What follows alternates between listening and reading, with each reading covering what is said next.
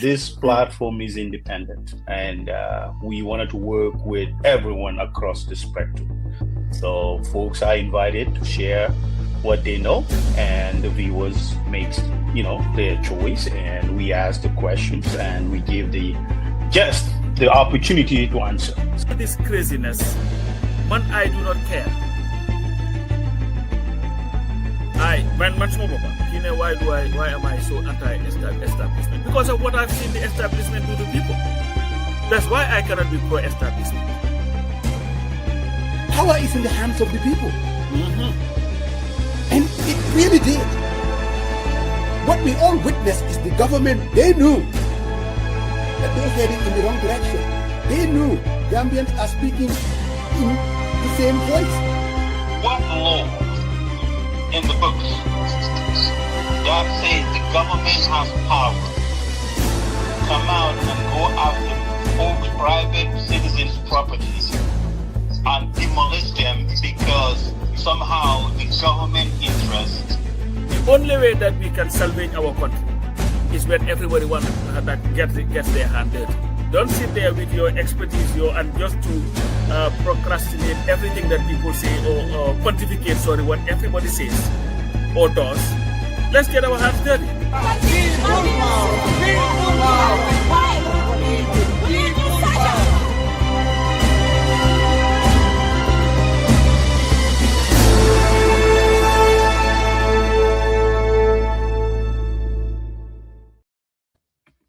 Good afternoon, good afternoon. Another Sunday with 40 people, by the people.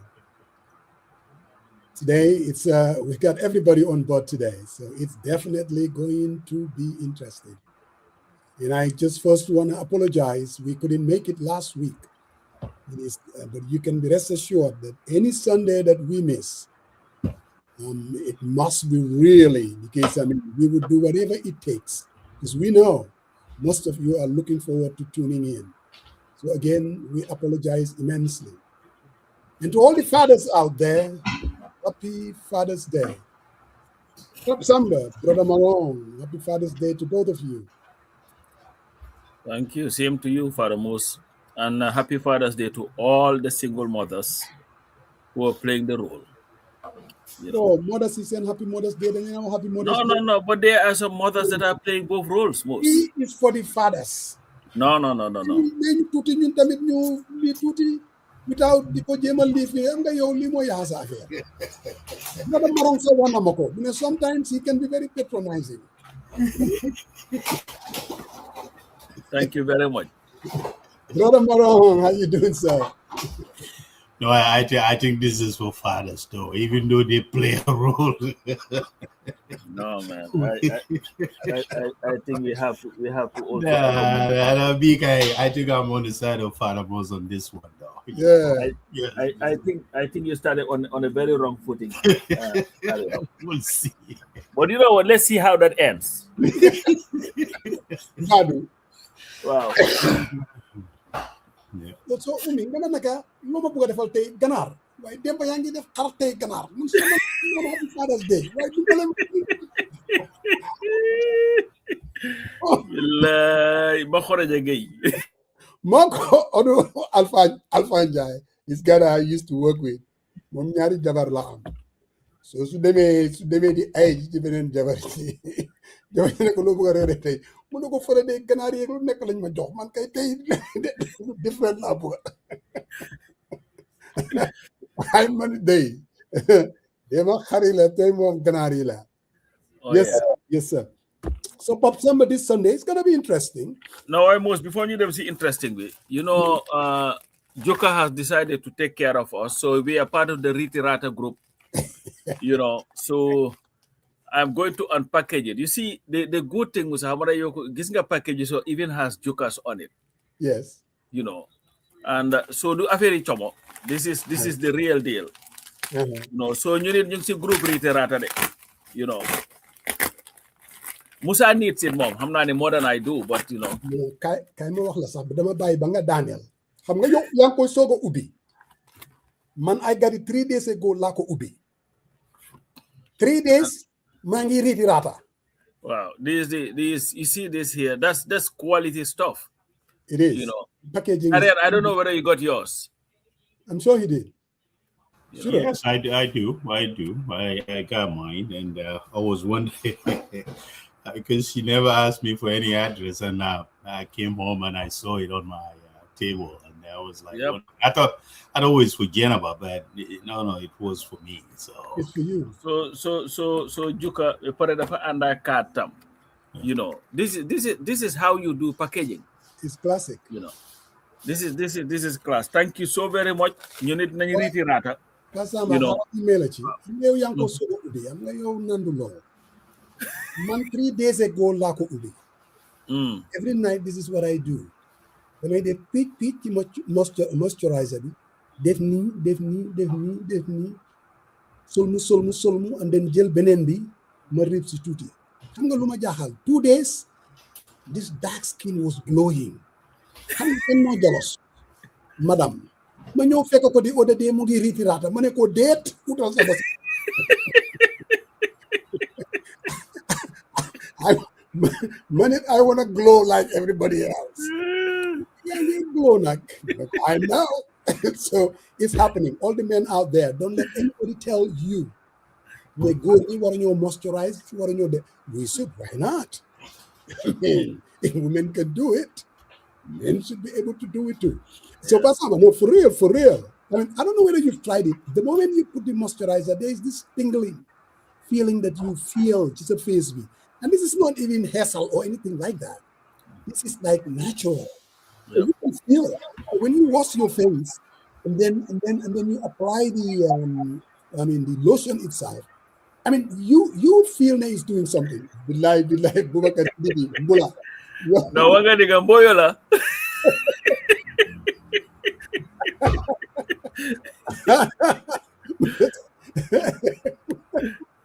Nango soga jelly. Mboyo bila do. But Buba, I'm telling you, it's working. No, it does. It's working. Definitely. We want to thank Juka.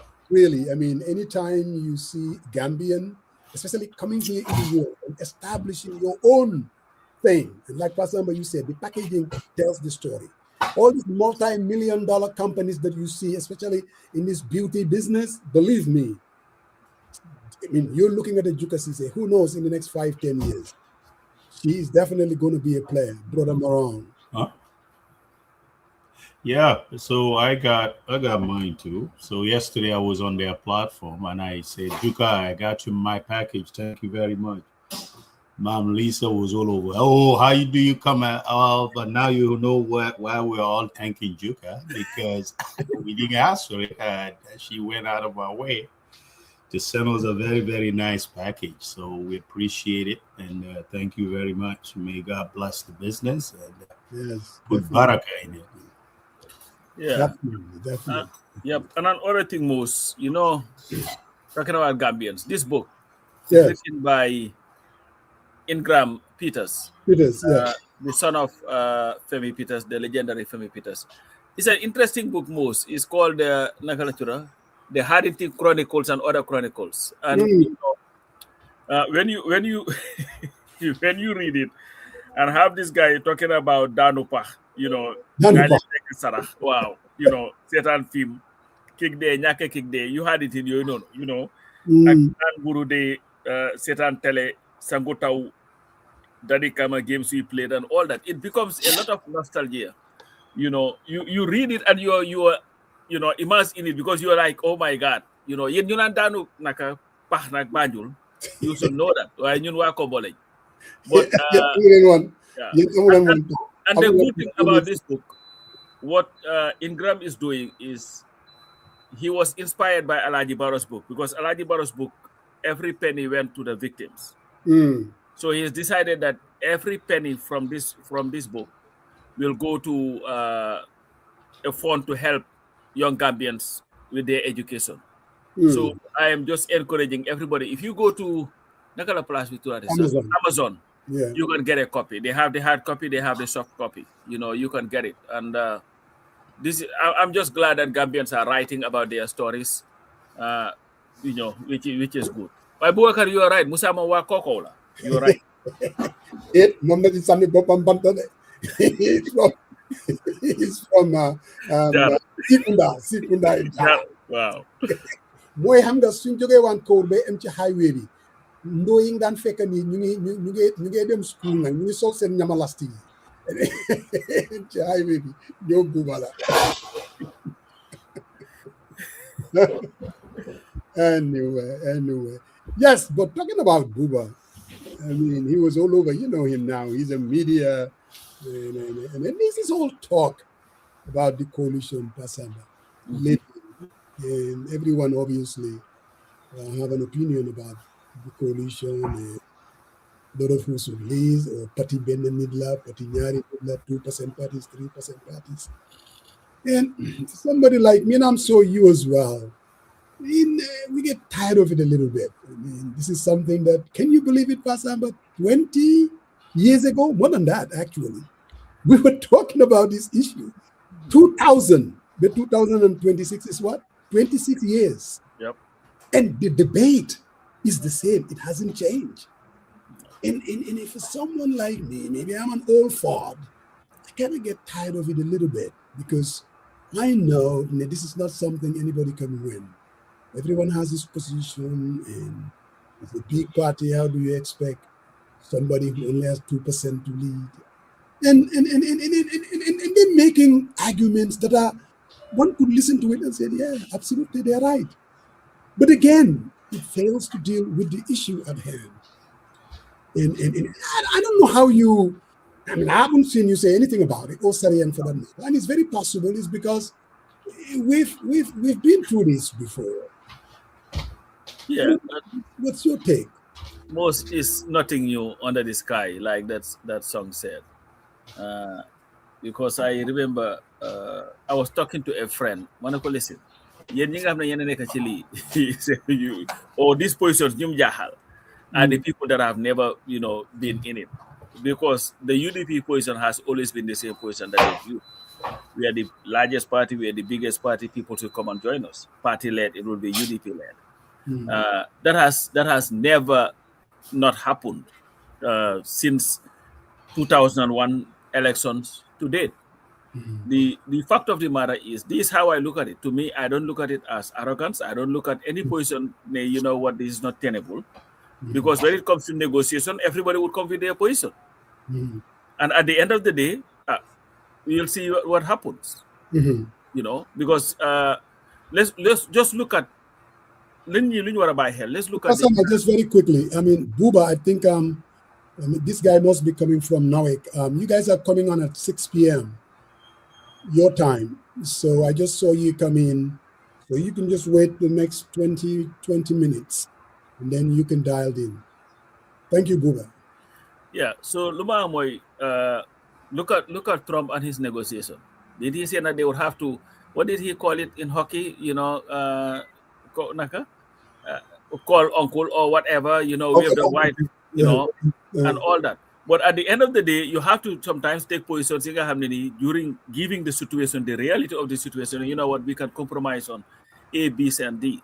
One thing I can tell you, the type of coalition that would happen is not going to be decided on radio shows or Facebook or whatever, because at the end of the day, people will have to sit and have to have that conversation. Man, I am of the belief, like I told you, you're not going to have a comprehensive coalition. I believe the UDP will have some sort of a coalition with some parties. And I also believe other parties will form another coalition. And then you will have people who will go on their own. So potentially you may have up to 5 candidates going against Adama Barrow, and it helps one person and one person only, that is Adama Barrow. But to me, nothing is new from what I've heard about these positions and these, sometimes distortions and all that.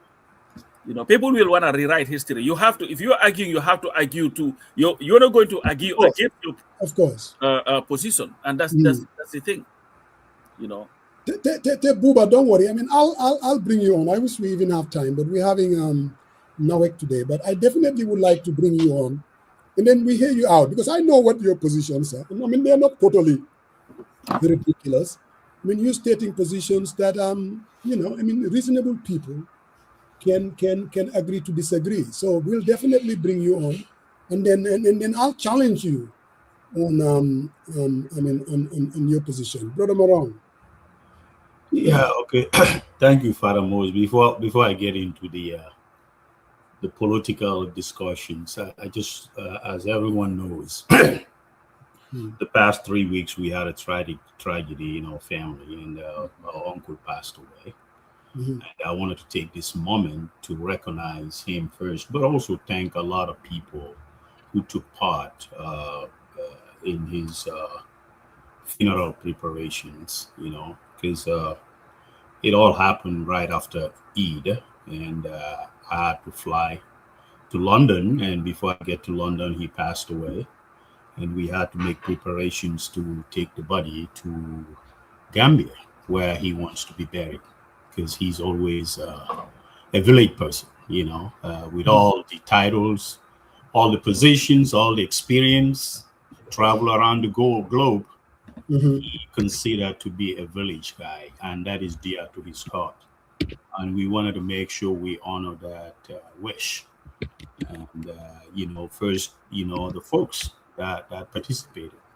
Our own sister, Fatu Kamara, you know, when there was a request from all his friends, associates around the world. They wanted to see the burial procession, especially he's talked to many, many people over the years about his village called Sintet. And they wanted to see how that preparation is and how the burial is going to take place. And we want to make sure we reach out to others who their schedules were not compatible with. But when I reached out to Fatu said, reach out to Hydra, who was the lead person. So I reached out to Hydra. Hydra took the ball on and was able to connect me to a young man, a disciplined, very professional guy, Mr. Jassy. Mr. Jassy took it on and was there from the get-go, and took ownership of it. So on behalf of our family and everyone else, would like to thank Fatu and her team, Fatu Kamara. And may Allah bless her business. And this is what family is all about. But I also wanted to thank Mr. Mustafa Njai, Uncle Mustafa Njai. Yeah, partners, and I know he appear on the show here too, and he talks about a lot. You know, that's who this man is, and you know, his legacy must go on. My dad passed away a long time ago. He was a father figure to us. Anything that was hard, from paying school fees to everything else. You know, I remember when I was going to high school, he encouraged me to go to Swaziland University. He gave me the paid documents. I said, "Oh, Uncle, I really want to go to America." And he laughed off, and he says, "I know America. You know, I was there." Because, you know, he did his PhD here and Colorado Springs. But the amount of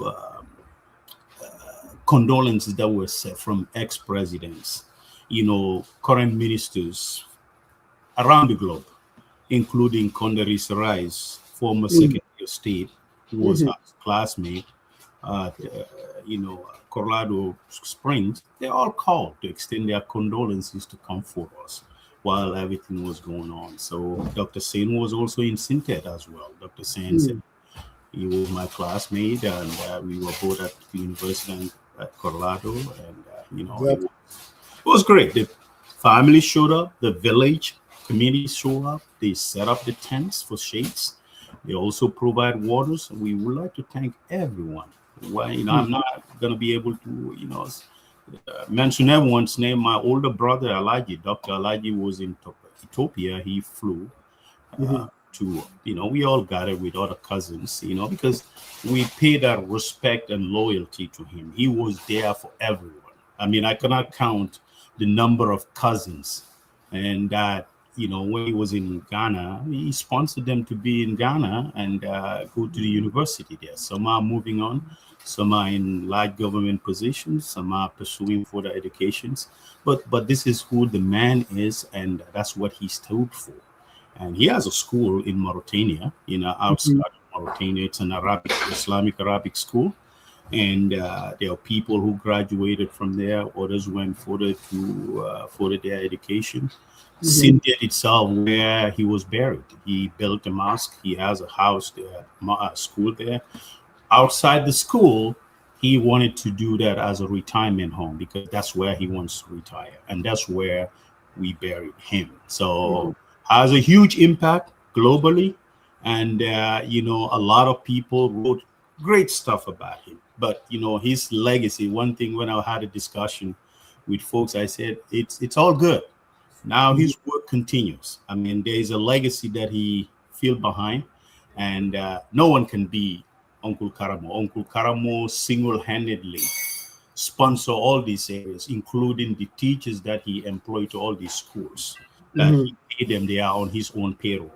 So to fill in his shoe is not easy, but also we need to show compassion to the folks, because what I hear even during that burial was, now where do we go from here? I said, I don't have the answer, but I know in the past 3 years, I work with him directly in terms of maintaining the school in Mauritania, and also as well as in Sintet and all that. And he's very, very, his heart is very dear to Sintet. He's always telling me, besides Saudi Arabia, Sintet is your Makkah.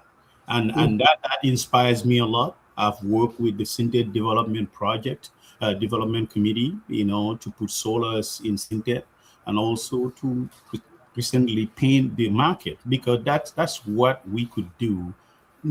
Despite none of our family members live there, but that is an inspiration we derive from him. And I'm asking all who are well wishers of him, who has crossed paths with him. The school is still there. The students are there. The teachers are there. What we need to do is we need to continue supporting that institution to get it, to flourish for others. He passed on, but there are people today. I mean, there was one guy, he said he works at Minister of Finance.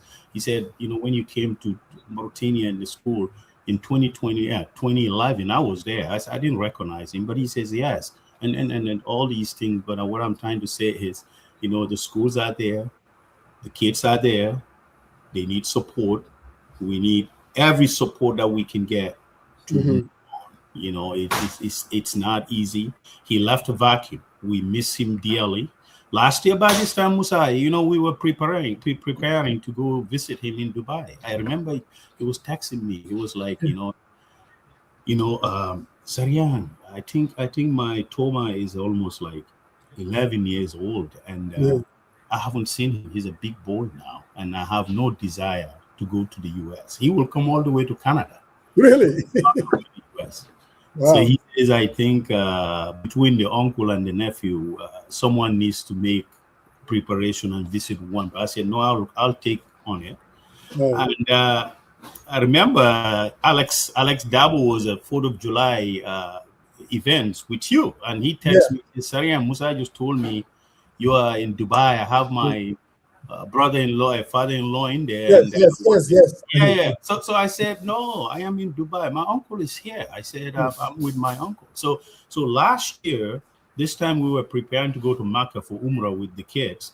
Then after that, 4th of July, but it was like, Sariang, are we going to make this for sure? I said, yes, I will. We got the visas, we bought the tickets, and inshallah we'll be there. So this is how life is. I mean, before 4th of July, he's gone. So, I mean, that's why, we all need to reflect on our dealings with one another, and but also, to take this life what it is day by day, because it's not guaranteed. I mean, it's not guaranteed you're going to be here next year. It's not guaranteed that you're going to be here tomorrow. So I think what it all is, he always talks to me about building relationship. He says, no matter what your wealth is, if I have too much money and my family members are out there begging, or somehow they live in an outdated shelter or housing, struggling, he says that reflection is on me. It's not on them, because absolutely, if I have something, I should be able to share with everyone else and be able to take care of that. And that was what he's always been sharing with us, and that's what we took on. And I wanted to share that for the record because there are a lot of people who participate. I mean, the event when it happened, it was right on Fatu's after Fatu's Heroes Award, but she took it on and she supports. So I want to go on the record. Obviously, both you and Coach too as well pay their condolences. A lot of people, a lot of people pay their respect, called, and that's what Gambia is known about, and I think we need to continue that. And there shouldn't be, we should disagree, but that shouldn't be personal up to a point that there is this much hate built between us. I mean, I think I did that is very, very fun. Of course, you guys watched that speech when he gave it to Top Global as well. So all this is in him, and that he never believes in someone is Walla, Fula, Jola, Sarahule. I mean, back in the days, I think in 2011 or 2012, he took almost 12 people out of Sintet village to Mecca. And what did he do? He says, I don't want this to be majority of thinkers or Fullers, or I want to set up a committee. Each area, someone will come out of a committee, and they will select the people who their family or their children could not support them to go to Mecca, and they are able to go to Mecca. I want those names submitted for review. That way we can take them to Mecca. And if you know Sintet, we have Jola, Fuller, Mandinkas, and all that. So that's who he stands for, and that's what we like to share with folks that in that hear his story. So that's all I have for him, sir. Besides political things. Of course, very, very, very important. When I spoke to you in that he passed away, I mean, I could tell that this one hit home. In Kuneka, I'm a family member that would pass. Anytime we come on this platform, we're extending condolences for somebody that we know. I mean, but this was someone that I can tell, someone that is very close to you emotionally. There is something that you said, and that is, the guy was out there helping family members. All of it, then they were winning. So we did get a bath. In other words, I mean, and that is deep. You can have all the material wealth, make it of a jet or whatever, but at the end of the day, if you do not reach out and help your some boka and send boka, I mean, that says a lot about you. And that is why we also wanted to reach out to Tough, because we thought that Gambians need to know about this guy, this person. Like Kasamba said, he was at that tough global meeting in the Gambia. We've all heard about him, his intellect. But Tough will always tell you that there is not more to this man. And that is why we kind of reached out and said, why don't you come and talk about who else? Because there isn't much that I know about him, except about his Latif, and that I've heard him speak. And he's a very smart guy. And I said, and Tough has always been saying that maybe the guy needs to run for president. And then Dr. Karamo would say, why don't you run for president? And most Gambians would really, looking at it and say, Dr. Karamo presidency would have been over, I said, the Gambia. But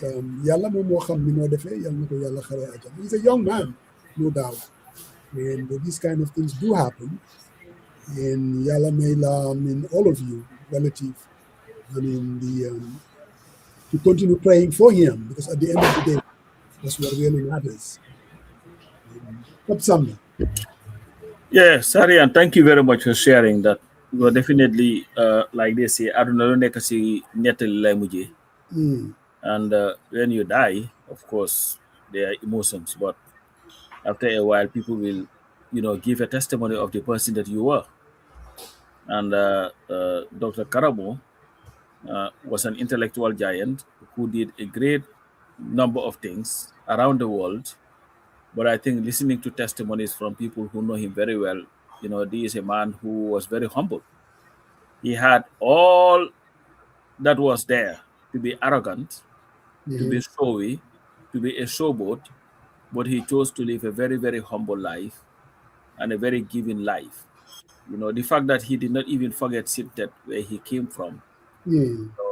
speaks to the character of the guy. And let's say, like Taf was saying, that when they were trying to hire a private plane, this is something that he would not have wanted. And Locke had it that at some last minute there was a glitch where he had to fly maybe the way that he wanted to.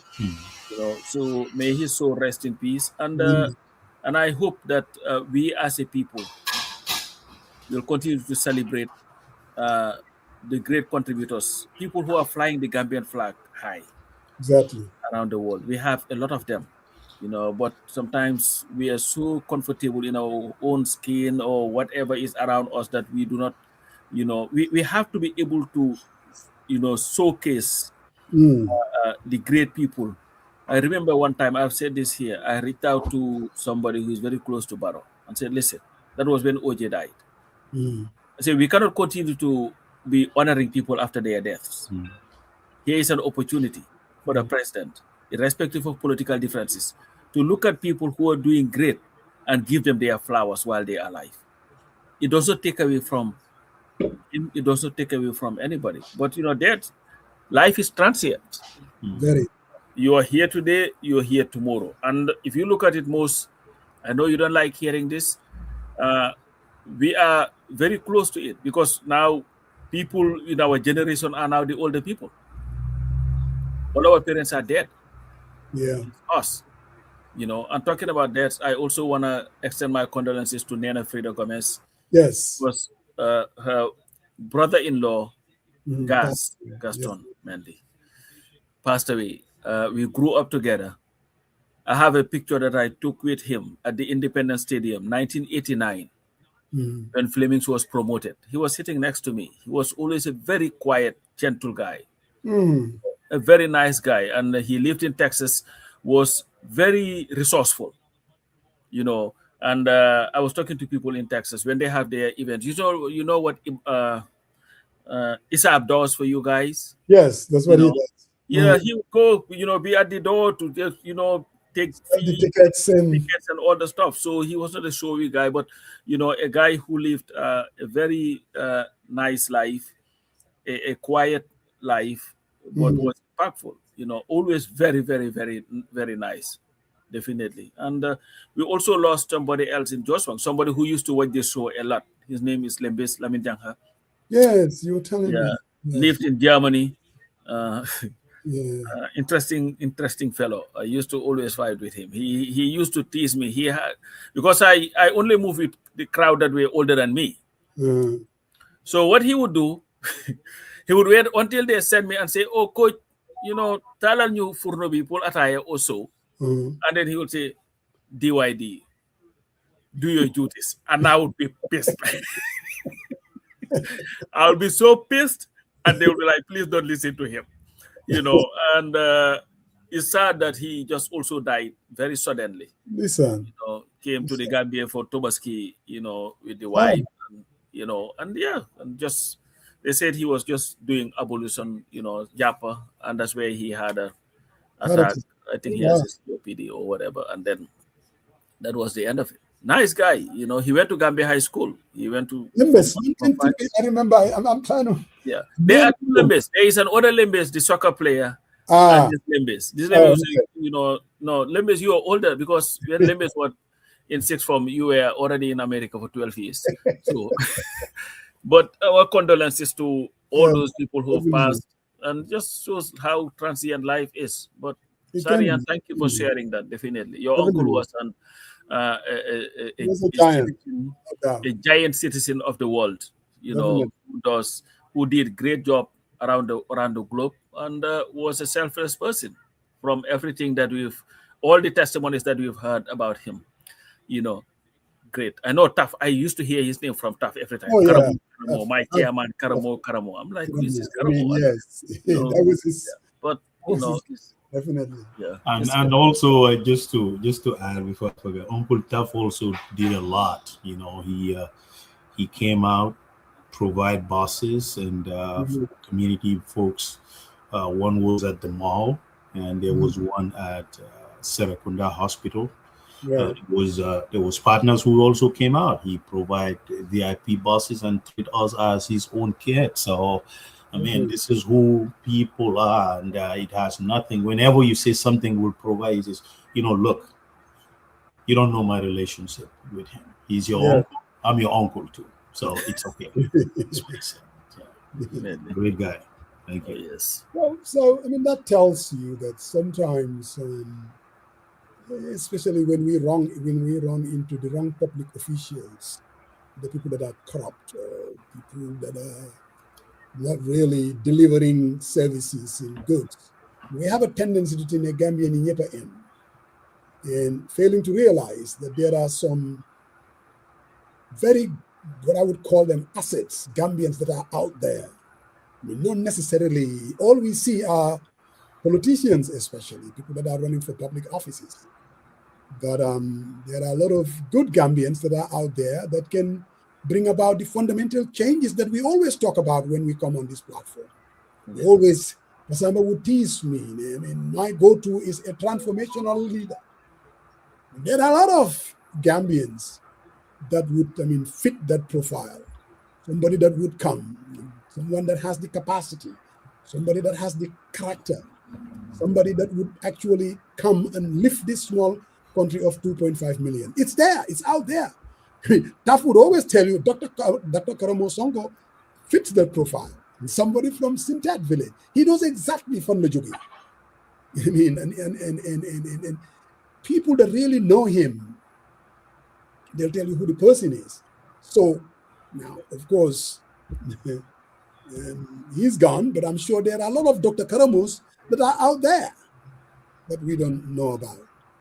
But anyway, so we will be having NAWEC. I see another gentleman that just dialed in. We have about 10 minutes for you guys to come in, and then we'll talk about NAWEC. Before that, hey, for us to come here every Sunday, Pap Samba in Sarayan. Who else? Our partner, Global Properties. They always make the difference. I don't have to tell you about the Lakeview Apartments in Kotu, but if I were you, I would.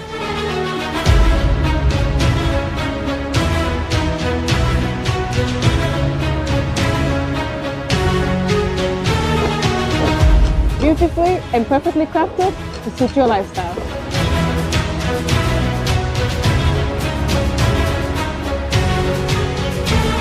Only a few units left at Lakeview. You snooze, you lose.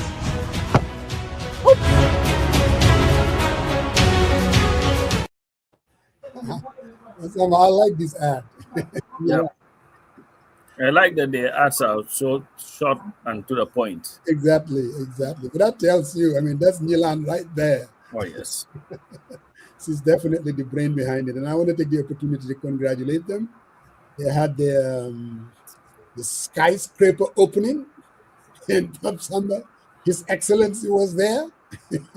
Sleeping? I don't know.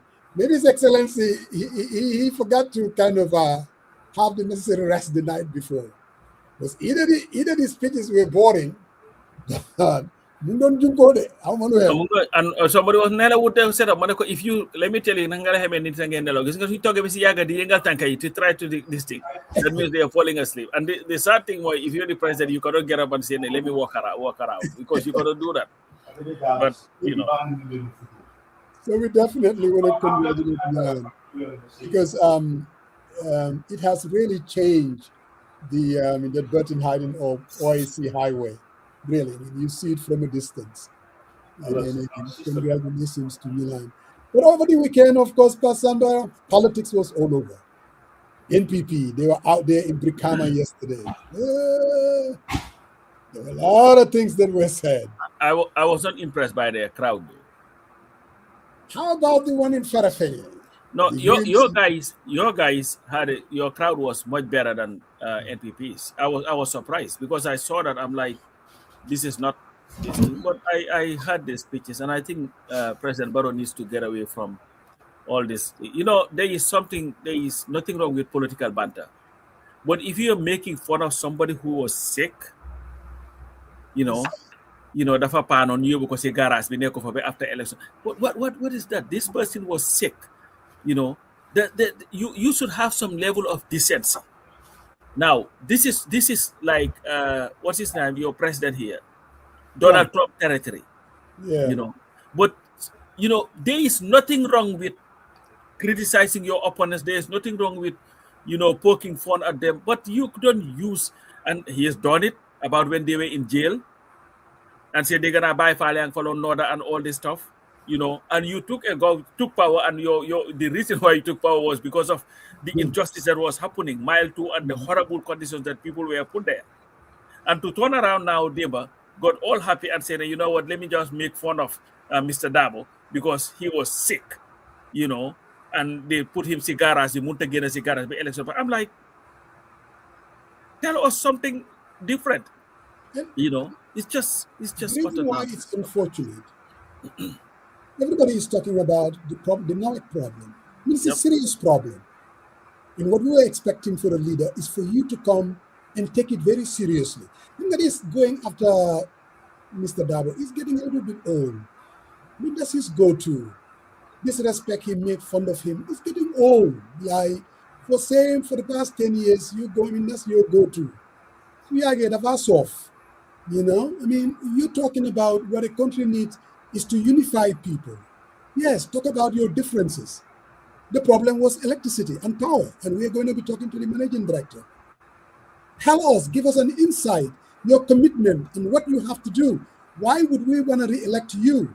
Because you told us back, was it in 2017, what you intended to do at that time. So people are expecting, give me the beef, not just to go through and try to make fun out of Mr. Dabo. It's just, I don't think it has the same impact that it used to. Somehow he thinks it does. And it's unfortunate. But Pop Samba, everybody is talking about UNC that you gave a greater Bandung area. But we are right there in Ilyasa.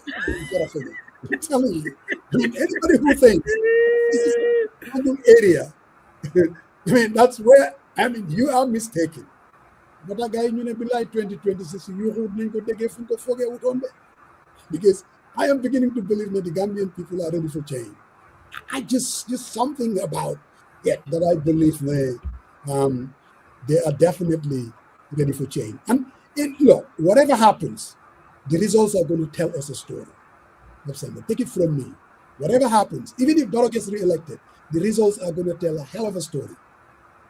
Really, I seriously want to believe that. But again, just to echo what you were saying, stay away from that kind of thing. Have your differences, call it out. But leave the man alone. Have your differences. Make it a soft side. It's just too much. Brother Maran. Yeah, I watched the clip of it, and I think it's on Facebook Live. It's very unfortunate, and you can tell where the priorities lies, and his capability and leadership style, and how he wants to move this country forward. Musa, as I'm saying, I spent probably 10, 12 days in Gambia. It was horrible. I mean, it is the light condition, people complaining, women whose basic subsistence depends on selling ice, and where electricity is a hot commodity in order for them to get their business going. It was lacking, and they were desperate, right? So I think anytime Mr. Dabo speaks, he speaks on the voices of Gambians. As an opposition leader, that's what he's supposed to do. If things are not working, he needs to call out government, and for government to be efficient and deliver on their priorities. And somehow, if Mr. Dabo said the president gets all pissed off, and it's like, you dare not speak, and he goes into these personal attacks, it's very unfortunate. And he has a scandal at hand. When majority of Gambians could not afford electricity, and when I was leaving, I parked in the darkness. I took about 2 power banks and I powered my phone to pack. There was no electricity, so sweating and everything, and a shower and left for the airport. But that's besides the point. The point is when Gambians were suffering and they don't have electricity, you gather folks at the State House to watch Arsenal. I mean, they can spend this anyhow they want. I saw Ahmed Ba saying that that shows that the president likes sports. No, I mean, if he likes sports, he will make it a priority to renovate our stadium to be at a acceptable standard whereby we can play home games. So I mean, you cannot fool people. But some things are out of touch, and then it's time. I think 10 years is enough for someone else who has the vision, who can show empathy, and who can turn around these challenges into opportunities and hopefully help Gambians out. I mean, he is by every measure. During that rally yesterday, it was not about solving problems. It's not about acknowledging, that the problem exists. I think that's where I found really somehow baffling from the Minister of Information. Oh, nobody complained when we had this for 2 years. Well, it's not a question. This is a right. For 60 years, we've been having issues. And then we'll speak to the managing director directly here, some of the things that are challenges, but this is overdue. And it's not a matter of, they didn't complain for 2 years. Now there is a technical problem. They are complaining. I mean, do you know how many people's lives depend on this? I mean, their family subsistence. I think it's heart wrenching, and I think Gambians should always take this and translate it into their voices and vote the current government out. Musa, that's just the only solution to this. I mean, it's old, very, very old. I mean, this is a man that say anything what you want to say about him, but he stood by Barrow, and there, you guys call it cholera. You don't go in there and start disparaging someone, and especially if he's ill. You're making that a joke. It's not funny, and hopefully all Gambians are paying attention to this, and hopefully they will respond by voting against the status quo to instill a government or elect a president who has empathy, who has foresight, and who will take our challenges head on. Not, cuddling with some inefficient and incompetent folks just to maintain the status quo as it is. And I think it's rather very unfortunate. And everyone should not. This is not a joke. I mean, it's old, and then I think the president, it's shameful that the president is doing that. Yeah, definitely. You don't see your boy Fatih. How about crowd like needed? Which crowd are you talking about? The crowd at Brikama. And sorry, on the Arsenal thing, I mean, I wrote a piece. Look, for me, the president like Pasamba Jauminga is a soccer fanatic. I mean, I can understand for someone to be emotionally invested in the game, the Premier League. I mean, that's understandable. That's the president of a country in the middle of a huge problem like that. Now, it's unfortunate because I'm trying to excuse him. But it's the people around him. They see everything, how they can make politics out of it. And unfortunately, some guy went to him and said, "I brought play. I'm going to invite guy, Arsenal, so team we win so that we can." And they really didn't. For somebody like that, a leader, all of you, I mean, you have a huge problem on your lap. And a crisis. Yes, you didn't make it because, like, Zarian said, this is coming all the way back in the 70s. So sympathy, talk about that issue. The challenges, but to resort to having an event, while ISIS on is the mom, we do understand that. You are failing to understand your King Adon more than anything else. I think there is a faux pas, it's a huge mistake. Anybody who thought or gave him the advice, gave him a bad advice. I mean, because obviously the message that it sends is he's not very empathetic to the plight of the Gambian people, what they were going through at the time. It's just, I mean, in this country, the politicians will always get in trouble. That's in a situation like that. You're mayor of a city, and snow is all over the place, and you see, you remember, was it Senator Cruz? Cruz, yep. And he was seen taking a trip to Mexico. Oh my God. He got a hell of a flack. I mean, there's just no way people are going to accept that. And that tells me something. Gambian people, they're very aware. They know exactly what a leader should do and shouldn't do. So to make it about politicians, I don't think it was politicians per se. Average people were complaining about it.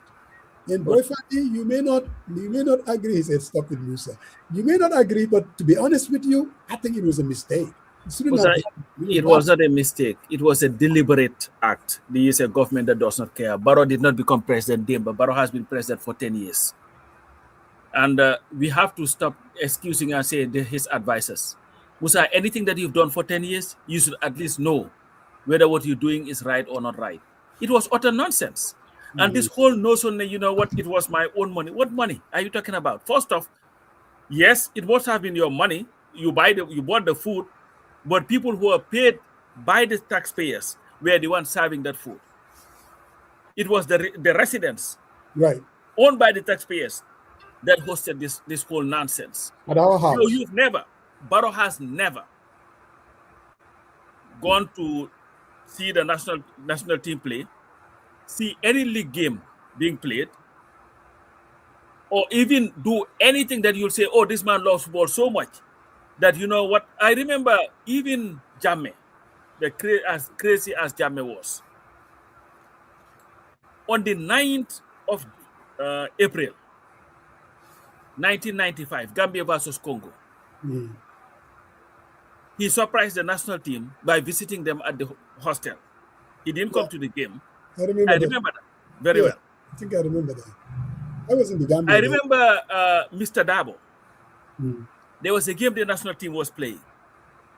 I called him. I'm like, the national team is playing today. I think it will be a moral booster if you or the president can even surprise them by going to the game, because it would add another layer of motivation.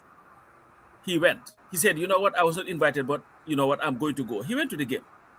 But this whole thing, Musa, does not even make sense. And it started, you see, when Arsenal won, I saw Wakajani wrote something and say, Mr. the President, since you are an Arsenal fan, you should organize a celebration. Give us a break.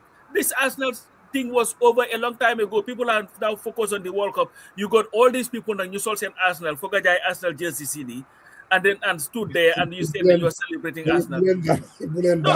No. It's when I look at it, Musa, listen, if we want to call a spade, this is a government that does not care. That's just what it is. Why not? Dafa am li nga xamne waxon nañ ko 2021 sa election si. Sani karta matay, nguri matay la jural rek. And that's what you have. You have to be, there is nothing, Musa, so critical. You cannot even be sensitive. You can be sensitive to the plight of, you can look at this and say, you know what, this doesn't even make sense. If Barrow had organized it at another venue, that's their thing. For me, it's not even another venue. I don't think you are the president of a country to be really celebrating some team. So you don't even have a stadium for national team to be playing. No, that's why I call it. I don't even think they don't care. I don't even think they don't. I think that they're way over their head. Really. I mean, that's what happens when you have the wrong person at the helm. Really. Because even if you have advisors and people telling you to do A, B, and C, you will be able to reflect and say, you know what? I think the timing is just bad. I don't think we should really do that. I mean, they don't care. And that's just what it is. They don't care. And there's another thing when, again, it comes down to when you're way over your head.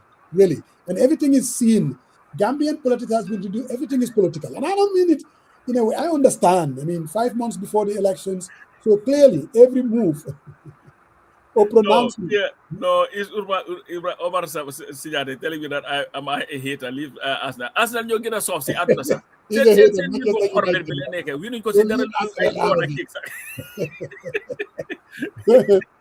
But anyway, we will definitely be We'll be having Mr. Gallo, the managing director, Gallo Saidy, will be joining us and talking about Gallo Saidy. Here he comes. All righty. Good afternoon, Mr. Saidy. Gallo, Ninala. Assalamu alaikum. Walaikum salam. How are you? I am very good, thank you. Alhamdulillah. Hello, sir. Mr. Saidy, how are you? I am very good, thank you. Papa, Yes. how are you guys Mr. doing? Saidy, how are you? We are wonderful. Alhamdulillah. So, Pasamba, I mean, we're having Mr. Saidy, the managing director of NAWEC, but I have to tell a personal story. I'm sure he wouldn't want me to tell it, but I'm going to still say it. You know, it's important. And I know the Gambians are not very happy with NAWEC and the MD. But personally, Pasamba, I mean, you remember it was 6-8 months ago. I had a personal problem. I mean, here I was, made an application for 6 meters, and they were giving me the runaround from NAWEC to EcoBank. EcoBank, they had my deposit, this bank, that bank, anything. To cut the story short, the MD took it upon himself and intervened, and he made it happen.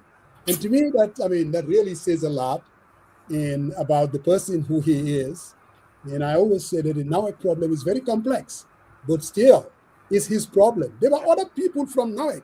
There was this other lady, I think she works at the, I think last name is Gallo Ngone. She was also absolutely very helpful. So there are good people at NAWEC. But we, like we always say, we're dealing with a NAWEC problem. When you click on the lights and the light doesn't come on, people are going to blame someone, and it's NAWEC. So, Mr. Saidy, welcome to this platform. We're going to ask the questions like we always do. We're going to challenge. We have our biases, if you want to call it that, but we see it as giving you an opportunity to speak directly to the diaspora. I mean, the misinformation, if you want to call it that, and the realities that you're dealing with. I mean, at that level, that says a lot. And I think I'm going to allow one of my, just for you to make your opening remarks, and then I'll allow maybe Brother Marong to lead the questioning. But especially after we hear from whatever opening remarks you want to make, I mean, Mr. Saidy.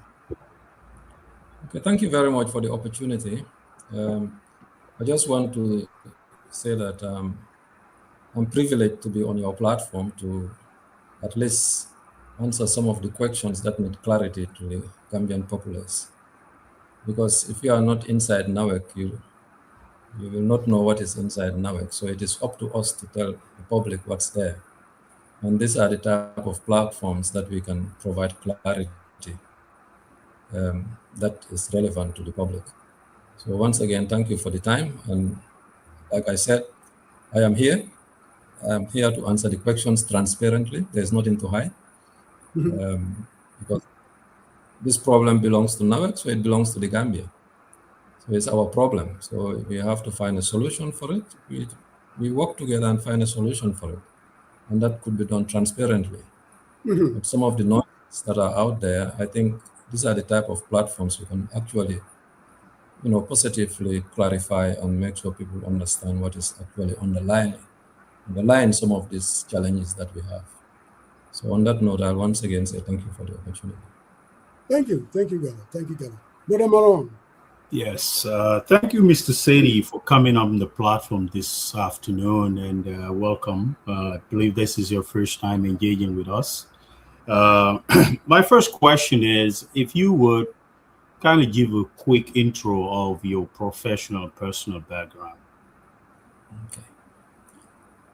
All right, where do I start? I started working in the Gambia on a company called Sobea in Banjul in 1986. I was in St. Augustine High School. I finished my A-levels in 86. Best school in the Gambia. Yeah, we were competing in Gambia High School. We were better in Father Golf days, Rector Sperry, yes. Exactly. So we were the shining stars in those days. So from there, I worked with Sobea. We were actually working on the sewage system in Banjul. And then after that, the company changed to what they call Sogia. And then we also got this contract for the provinces. So the water supplies in Basse, Bansang, Janjambure, and Farafenye, and coming all the way to SAO and others. I was one of the leaders there. I was actually leading the teams there to install those water supply systems in the 90s. So from there, Soja took over MSG. In those days, they used to call it Nge Soga Garawe, right? They took over GUC. GUC used to be called, Gambians using candles. Some say Gambia Useless Corporation, but MSG was the company that came on, and I was also working with them at a high level, actually looking after the commercial side of the metering, both water and electricity. Then after MSG, UHC took over, and then I was with UHC up till I think 1996. Then I went to study in the UK to do my civil engineering degree there, and came back to the country in 2000. And I worked worked again with GUC, with NAWEC for about till 2025. Till 2005. Then I had an international job to go to work in New Zealand. So that's where I was working till 2018. I missed one point, which was I did my Master of Science in Holland in 2003, 2004, before I left. So I came back to the Gambia in 2018, and the driver actually was that in 2017, there was a big call for Gambians to come back home and participate. Mhm. I came back to the Gambia to do some of my own due diligence. Then I decided there is a need. So instead of serving outside, I thought I'll come back home. That's what brought me back home. At the time, I didn't want to work in government, and so I formed my own company before I got back here. So I formed that company, and that is where I was working until I was asked to come and help in 2024. That's what brought me to NAWEC. But I had my own business that I was running. And I've also got my master of, my master, how do you call it? My MBA, executive MBA, but I did that in New Zealand. So this is my academic background, and the reason why I am in the Gambia was to just come and add some value. I was already settled in New Zealand. No problem. But I So thank you very much. Is that the end, or you wanted to add more to you wanted to share more? No, that's fine. That's the background why I'm here. Yeah, that's the background why I'm here today. Mr. Saidy, thank you very much. It looks like, sounds like you have a lot of institutional knowledge dating back to with our main utility company. I guess my first question is, what is the primary source of generation for NAWEC? And if you could, where these stations, the main power output, what is the source like, and also where are the main generation stations located? Okay, in country we have the power station called Kotu, which I'm sure everybody knows. And in Kotu you have about 4 generators there. And then in Brikama, you also have about 5 generators in Brikama. So in Farafenni you have 2 generators, and in Basse you have 2 generators. So these are the power plants that are in the country. And until 2023, you have the solar plant. So these are the generating platforms. Yeah, Mr. Saidy, thank you very much for joining us. My first question is, you've mentioned where you have the generators. In Basse, I remember that on Kotu, we used to go around there, Birkama. We've seen an expansion now, the rural electrification in the country. And there is an argument that the capacity, your generator capacity, has not been upgraded to match the expansion of electrification in the country. What says you to that? What say you to that? Okay, I think if you look at the country, the electricity, the roadmap, the driver for generation is towards using sustainable energy, which is the solar systems or gas, but more on solar. So the main focus today is to try to get more solar systems in the country so that we can utilize the natural sun that we have. As for the thermal plants, yes, if you ask me, it's good to have diversity. Because if you don't have sun and you don't have enough storage, then you have a problem. But with the thermal plants, if they are available, you can run them to fill that gap. So you definitely have to have a mix of both thermal energy and solar energy. So in terms of the gap we are talking about right now, Gambia is part of the West African Power Pool and also part of ownership of the OMVG lines.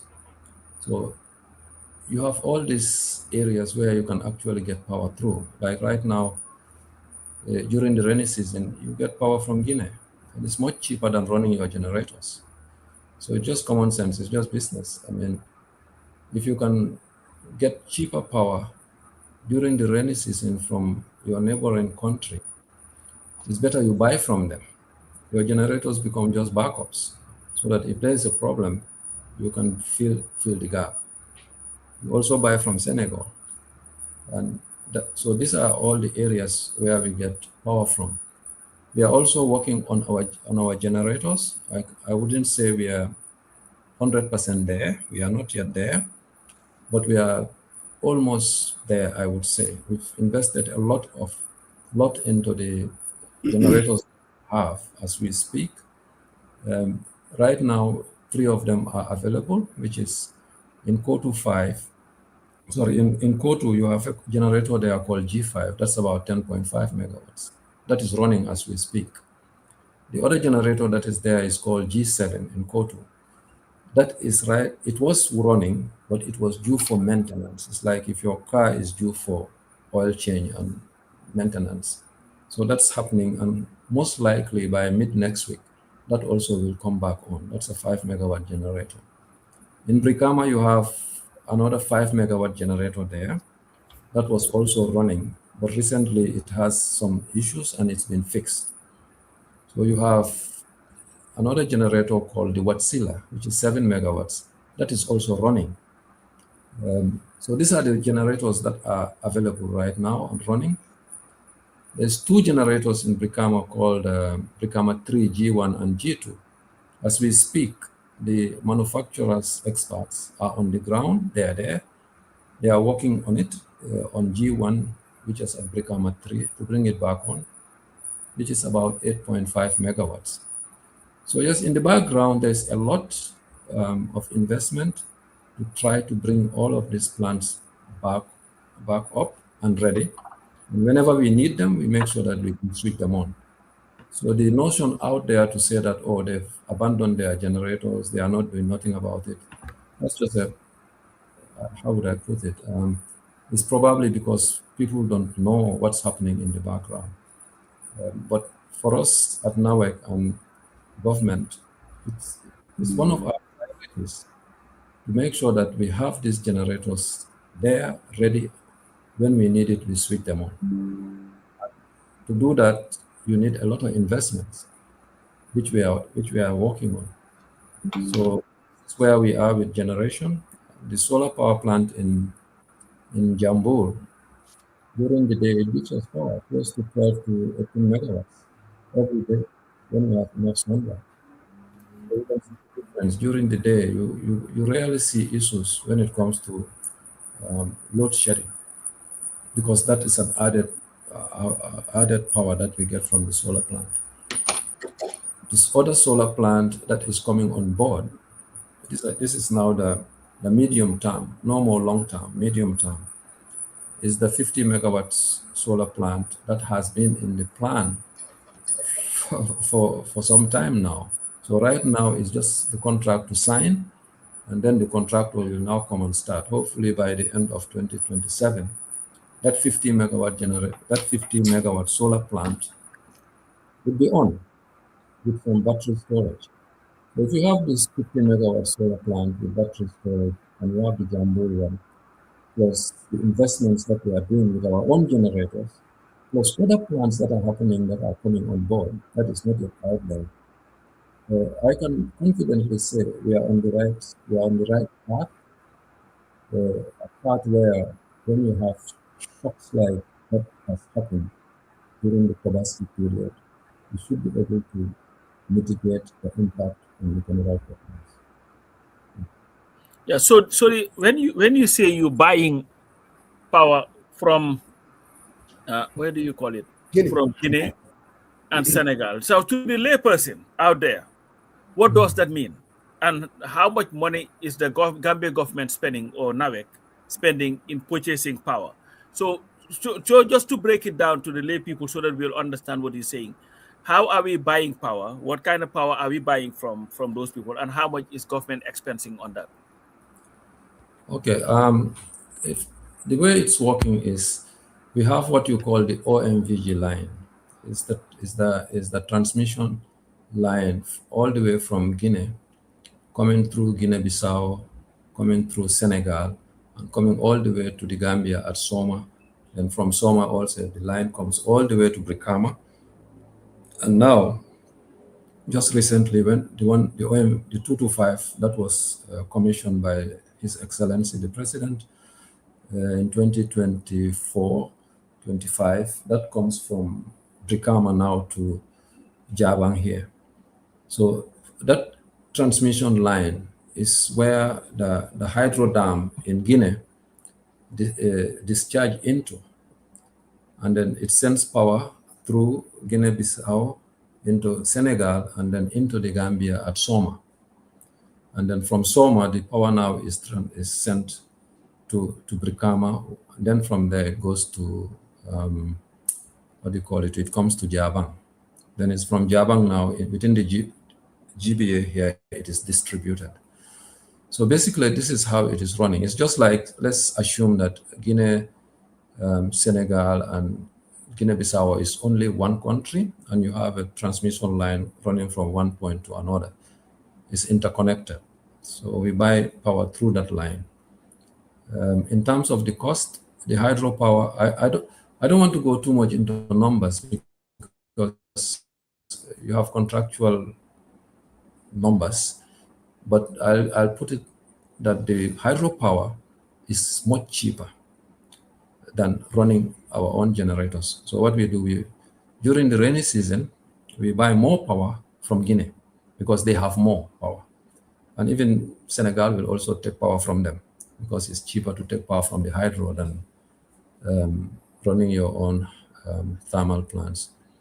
In the dry season, we take a little bit more from Senegal than Guinea because Guinea would not have enough because the rains have stopped. So this is basically how it works. So when our generators are ready, the future is to try to be also very efficient in what we are doing. So that if we are efficient, then it means our costs can go down. And then if we are cheaper than, let's say, for example, our neighbors, then we will have to just generate for ourselves. So it's a matter of time to get us the right footing and right structures in place to get us to that point. But right now, it is cheaper to import than to generate your own, and that is a fact. And we are not exporting any oil to anybody, any power to anybody, electricity supply. Okay, so you see, we are re-exporting, of course. I think we are re-exporting because, like, when the power comes from through the OMVG line all the way to Soma, so it's also re-exported from Soma. Part of it goes back to Senegal. Another one also is exported from the Brikama line towards Siliti. So power is going from Gambia also to Senegal. I know the question may be from some of the statement that the president made, and some people are misinterpreting it that, we are actually generating power and selling it. It's not that we are re-exporting the power. So that is the for clarity. So MD Saidy, Yes. the Gambia has been this energy crisis going all the way to the 70s. Heck, you were in high school. I was in high school as well. Mm-hmm. And there is a gentleman, I read it on James Monday, and this is what he said. Crisis since the 70s. This is a predictable result of decades of financial mismanagement, poor governance, and a structural mismatch, he calls it, between the cost to operate and what is able to charge. He went on and he said, NAWEC is carrying almost 10 billion in accumulated debt, 10 billion. Just in 2024, he said, you recorded a net loss of $1 billion. In other words, the man is saying the structure inside is not viable.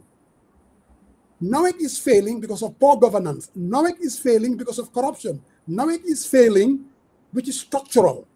What do you say to that? I know it's not your problem. You inherited a legacy. What is MD Gallo doing about it? Okay. I think if you look at our 2025 performance, we've actually, for the first time, we've made a profit. So yes, in the past, we've made lots of losses, but going forward into 2025, we've made profit, right?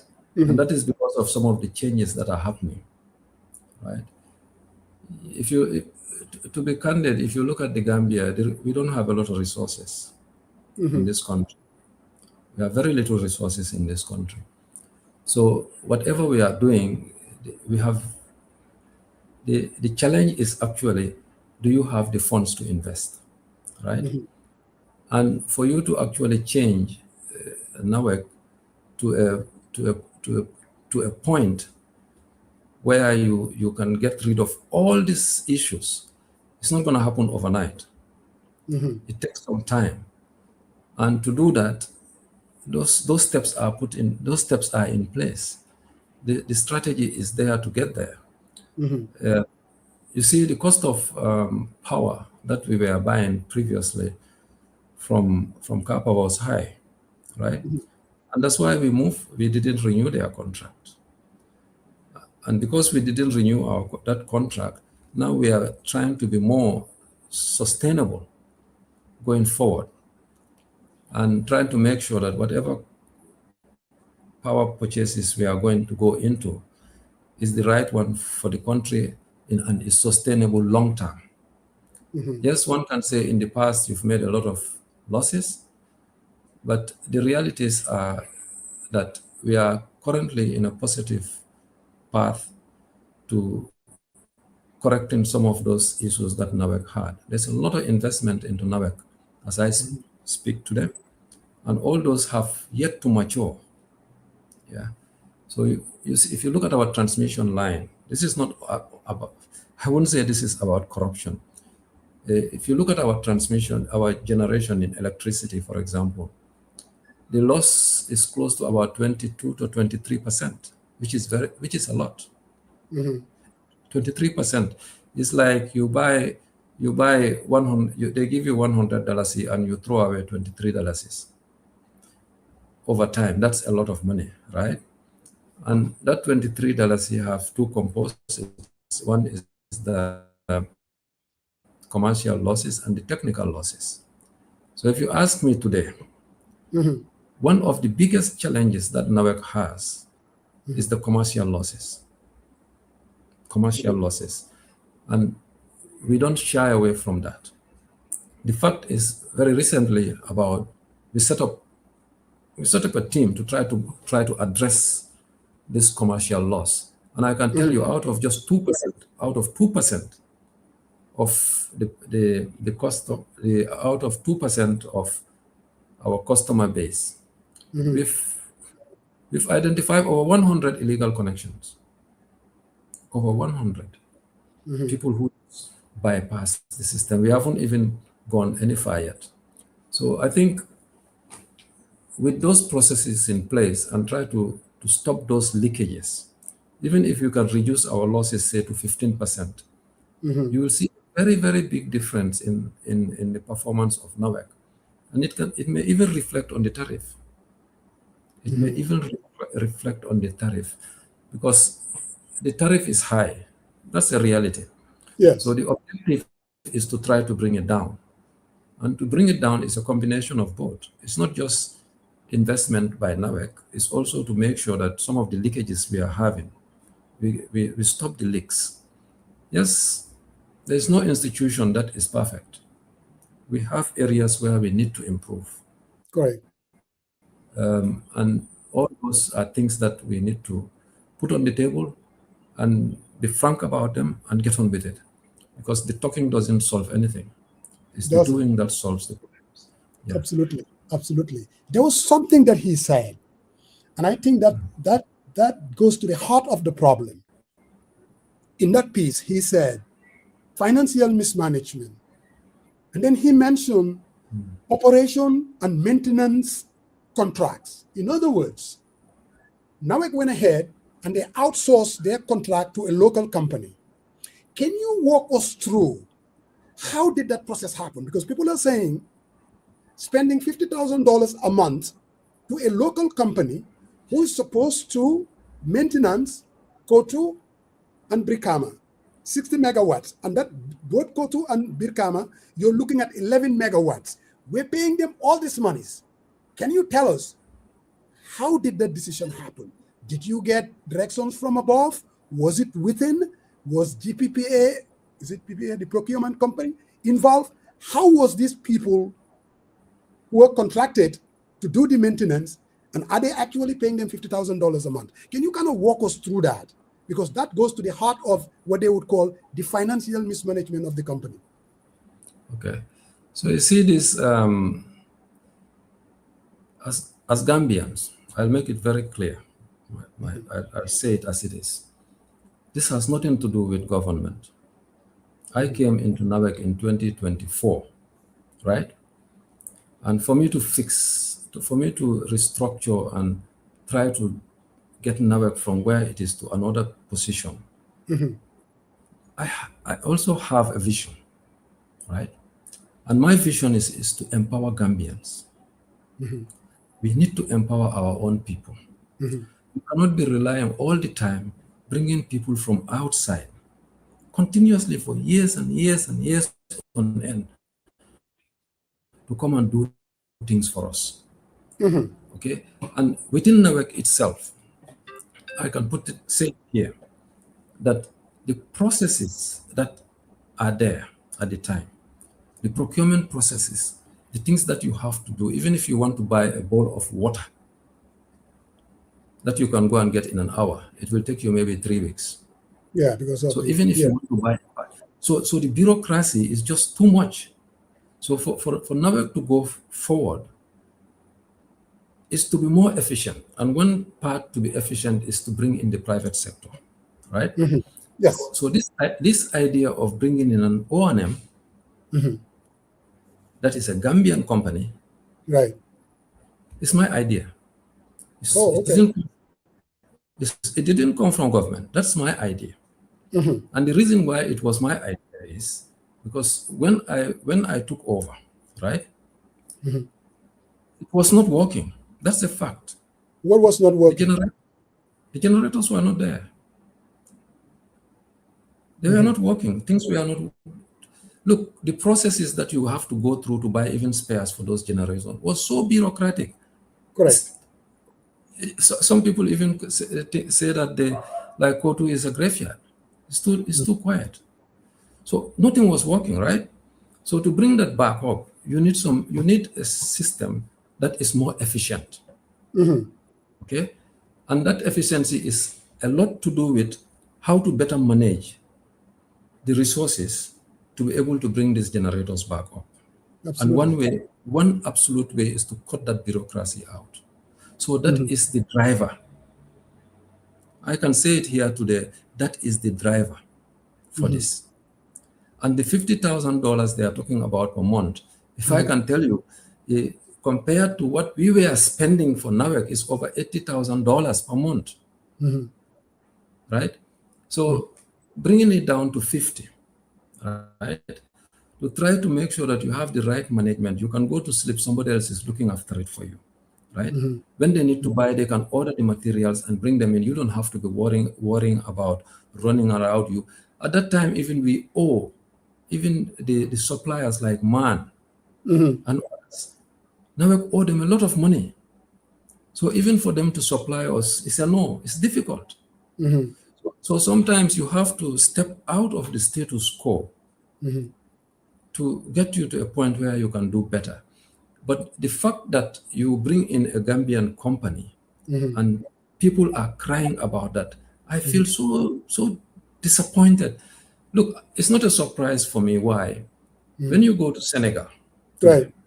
you go and look at their management contract on their agenda. The Senegalese that are there, right? The Senegalese.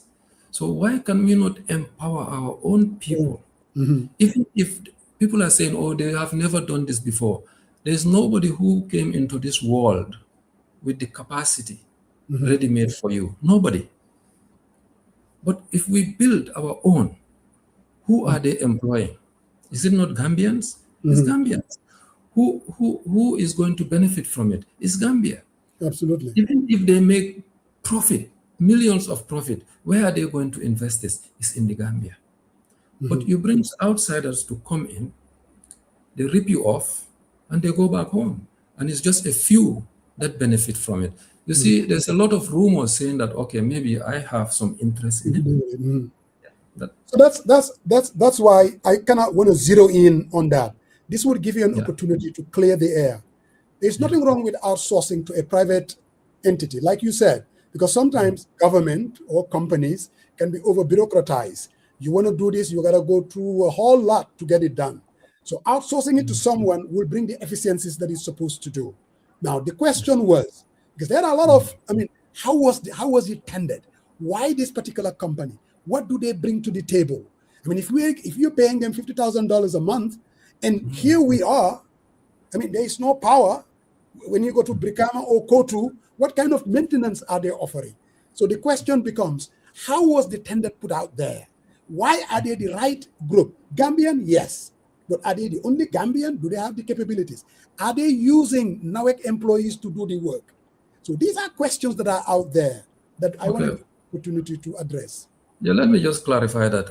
You see, the procurement process for this emanated from the fact that, they were also looking for investing into solar energy. I think they have their own solar plant in a place called Nyamanar. I think they are the first company to do that, right? They have a solar plant in Nyamanar, which they are running for themselves. And this company is a company that have been in the Gambia for a very long time. So for me, those are futures that I look for. Whether you are not just a briefcase business person who come in and then you are gone tomorrow, but the history and the profile of the company is there. They've been in this for a very long time, and we know them. Even the CEO was a NAWEC staff, right? So they know what's happening in NAWEC. So the reason why we went with them is the fact that we do not even have enough money to go out there and get some other people to come in. Just one of the generators, which is in Brikama, is called Watsila. When it was constructed, one of the reasons given for doing it was that it should have an O&M. But the cost of that O&M is, just for one generator, is so high. Never couldn't do it. So for these people to come in at $50,000, I can tell you for today that these people are making a loss. They're losing I don't money. know. They are losing money. You see, what people don't understand, I don't want to go too much into the details of the finances. But what people need to understand is that because it's Gambian, it doesn't mean it's a problem. And we as NAWEC, right, if you go to the GPPA Act, NAWEC is exempted as a monopoly in supplying utility. You see, it's the bureaucracy you want to cut out. Correct. Right? Correct. It's the bureaucracy. So that is the reason why. You see, in the GPPA Act, we even seek advice from the Ministry of Justice on this. We can go and buy today fuel. We don't have to go through that rigmarole process through the GPPA Act. We can go and anything to do with the utility, the service that we are providing, we can go and do this. So the bringing in union as a single source for me was an opportunity to start to immediately create an environment where we can show impact. And I can tell you, the generators are running. People are just saying that they are not running, but they are running. Like I said, G5 at Koto is running. Right now, it is one of the reasons why the problem is not even worse than it should be. And they are the ones running that. I can tell you one time it even tripped. There was a part, there was part missing there. They had to order it quickly. Within 2 weeks, they got it and brought it back and fixed the generator and it's running. If that was NAWEC, we'll be here thinking about it next year. Yeah. The Watsila is running. Brikama 1, G1 was running. So people are saying, oh, Defundara. You see, in April, a similar shock happened because our neighbors had a problem with their windmill. There was no wind. One of the windmills was generating about 158 megawatts, but no wind, so we don't have power. It was then generating only about 5 megawatts. So the same problem we're having just recently happened, but people did not feel it that much because those generators were running at the time. So my take on this is that yes, people sitting outside there, if you ask me, they need to encourage their own people. You see, if we don't do that, you are pushing Gambians outside, and it's only people outside who will come and take over. I can say here today, you put that Quran right on the table, because the perception is maybe I have the interest there. You put that Quran on the table, I'll pick it up and say, Wallahi, billahi, tallahi. Not even a Buddha. I don't need any Buddha from NAWEC. Not even a Buddha from NAWEC. You see, ask James. James that was my classmate in St. Augustine. You know each other very well. Yes. I mean, I got most of the information. I read it from his piece, and he's somebody that I think may, because he even said the management group. But let me allow my other. So yes, I cannot say that NAWEC is perfect. Yeah. Thank you, Mr. Saidy. I'm going to focus on the operational part, and I know you use a lot of acronyms here. So I just want to reiterate for the benefit of those watching. You mentioned O&M, meaning operational and maintenance, right? That was given to a local company in Gambia, correct? To upkeep the operational optimal of the generation capacity of the generators that we have in different areas, correct? That is correct, yes. Okay, thank you. All right, so I wanted to move on. You mentioned something, and that is the operational aspect of it, or the OMVG project, for example. Reliance, hydro, you need water. And obviously, I hear something very fascinating. And I wanted to ask, how do you schedule your maintenance? Because in terms of rainy season, you mentioned power is cheaper. Then you didn't intend to import it and purchase it at a cheaper price.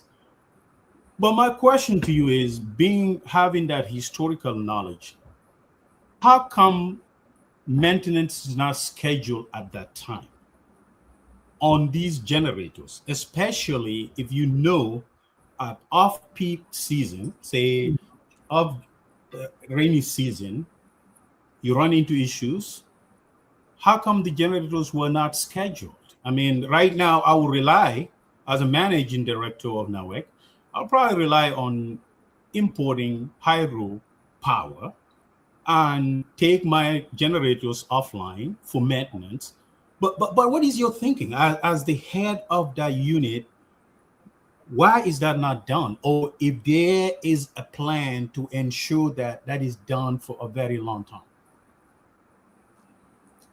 Okay, so you see this incident that happened recently is just unfortunate. The timing was just unfortunate.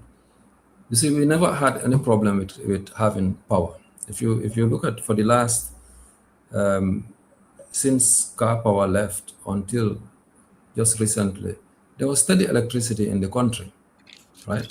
So we didn't have any problems with that. But what happened is the fact that the war just started, and one of our suppliers, which is our neighbor Senelec, they have a problem. One of the power plants there, which is supplying them, broke down. They lost about 100 megawatts. That's what they lost. So with 100 megawatts, they now even started to do load shedding themselves. And I think I shared a video from Senegal showing that. Yeah, I saw that. People don't say those things, but that's the reality. They themselves were load shedding. Even Guinea-Conakry are even worse than us. So Guinea-Conakry is load shedding, Senegal is load shedding, Bissau the same, Ghana the same, Nigeria the same. You see, when this war started, it affected the entire region. I would say the whole world, because all these thermal plants run on fuel. So with the closing of the strait, it have an impact on even Guinea. Their thermal plants, I can tell you for sure, they themselves at a point are struggling so much they are drawing from Senegal. So coming back to your question in terms of the timing for the maintenance of the engines, you see, this timing was planned well ahead. So it's just coincidental that the breakdowns happened when the generators were being maintained.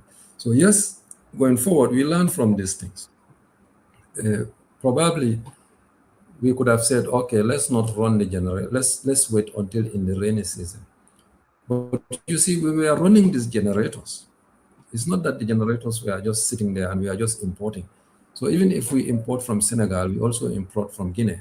There are times that the peak is so high that we have to come in, use our generators to run. So they were running.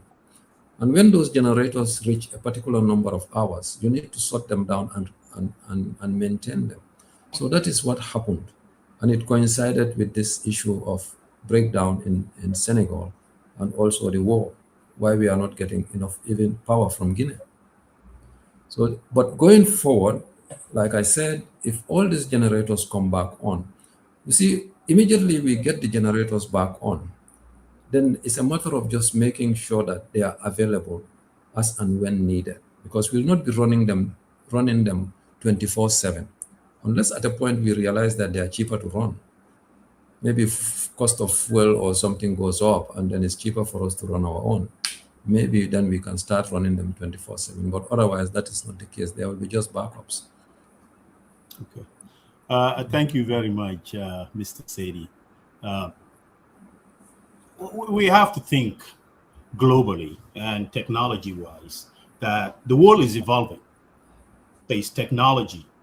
And in terms of grid modernization, I hear you talk about your generators, but the generators' output is not sufficient to serve your native loads, meaning that the local capacity, businesses and residents and houses, it's not enough capacity.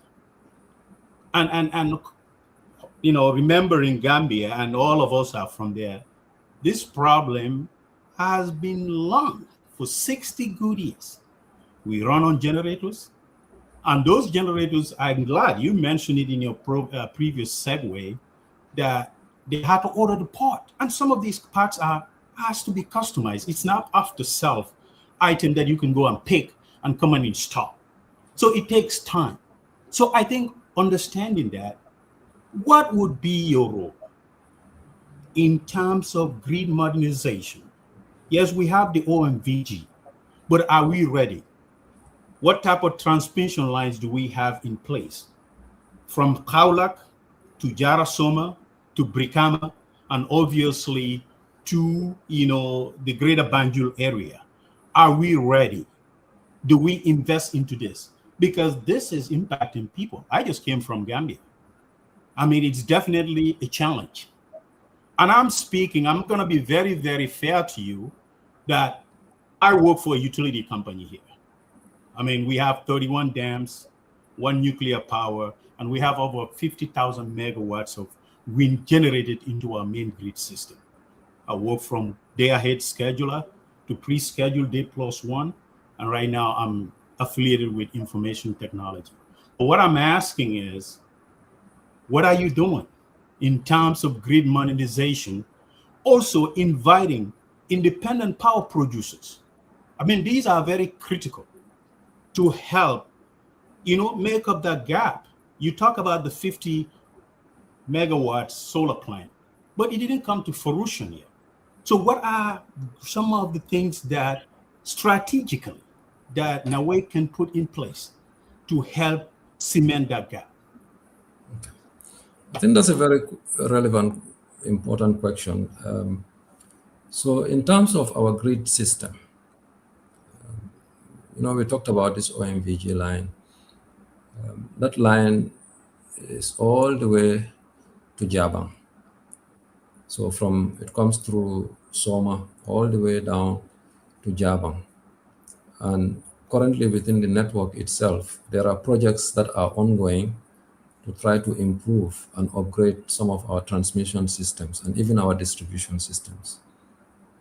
There's a project which is just about to come to fruition. It is sponsored by the Chinese government, and that is also to upgrade our grid systems. Now, there are other projects that are also there where we are constructing substations. The OIC project, we are constructing substations so that we can also offload some of the overloaded areas.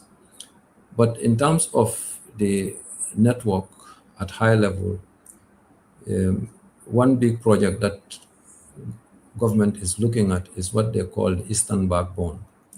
The OMVG line comes all the way to Soma and then it veers off towards Brikama. So the plan is to get it also from Soma, take it all the way towards Bansang Basse. So you can have a good country ring.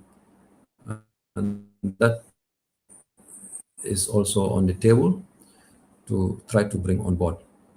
In terms of the generation, yes, the 50 megawatts did not come on board yet. But like I said, we are just about to a point to sign that contract. The financial negotiations have all been completed. So we're just doing the PPA agreement to finalize that. Now, in terms of other investors, so the Gambia is at a point where there's a lot of interest from investors trying to come in. And the doors are open for that. If you ask me today, the next 100 megawatts, that will be following the 50 megawatts. The plans are to try to bring that on board now, so that by the time even the 50 megawatts is completed, the 100 megawatts would also be almost on the table to be either signed or started. So that will give you another 150 megawatts. So these are some of the plans that are in place. Investors are invited. If you realize recently, I think last year there was a cabinet decision not to go for unsolicited proposals. So now it has to go through this tender processes. So this 100 megawatt will go out not long, so that people can tender for it, and if it comes on, then we are fine. But the grid system, there's a lot of work going on it, as I said. The medium voltage lines are all over. The Chinese project is coming on. So if all these projects come to fruition, the Gambia is ready. We even want to be net exporters. That's what we are planning. We want to be net exporters. And some people will be laughing. You don't have it now, so you are thinking, but you have to think big, and that's what we are thinking. We can be net exporters because the sun is here, and we have the land to do it. Thank you. Go ahead, Coach. Yeah, it looks like Yeah. a couple of your people that are hanging still in the back room. I have not brought them in yet. So at some point, I'm sure you will want me to bring them on, Omar Sani and Buba Baji. Okay. Yeah, that would be good because I have a meeting to go to at 7:15. So if you can bring Buba in, that would be good. Okay. Because he's also affair with what's happening in NAWEC. Yeah. Okay. So before Buba comes in, you talked about a video that you posted where Senegal is load shedding, Guinea is load shedding. But if you look at the size of those countries, Senegal is about 197,000 square kilometers. Guinea is about 246,000 square kilometers. The Gambia is about 11,000 square kilometers. Do you think that's an accurate or fair way to gauge? Because at least their capacity is much, much higher than anything that we are giving in the Gambia. So when Senegal, whose size is almost 10 times ours, Guinea maybe 20 times ours. So why are we looking at what Guinea is doing to justify the load shedding that is happening in the Gambia? Okay, so just to clarify that, we are not using those two countries to justify. So the reason why I am bringing that on is for people to understand that the incident that happened is not an incident that is just Gambia, affecting Gambia. It is affecting the other countries too. So that people understand that we have no control over the war. Yeah. So it's not only a Gambian problem, but the way a lot of people are putting it out there is as if we in the Gambia here, we have done nothing, we are doing nothing. That's why this is happening. So what I'm trying to clarify is that is not the case. The reason for this breakdown is beyond NAWEC. Yes, if you can ask me, if we had the resources today, we could generate power more enough to even be a net exporter because we are a very small country. But it takes time to do that. And if you look at the development that is happening in the Gambia here today, just drive around this Batil Highway all the way to Banjul. You look at all these big buildings that are coming up. So demand is increasing significantly. Yeah, so all those things come into play. You know, the finances, the resources that we have, you compare the resources that our neighboring countries have, it's completely different. Yes, we are a very small country. I can tell you, yes, we can do it if we all work together. But what is happening in what I see is whilst others are working, others are actually spoiling. And that doesn't take a country forward. You see, most of us are in this country today because we love our people, we love our country, and we want to add value. But the sentiments that are out there, it drives people away, it discourages Gambians.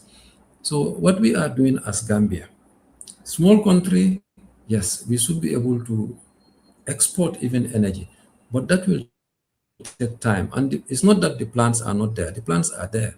So if you get this 150 megawatts, plus we can also bring back all our generators. If those generators are available, it's close to over 50 megawatts.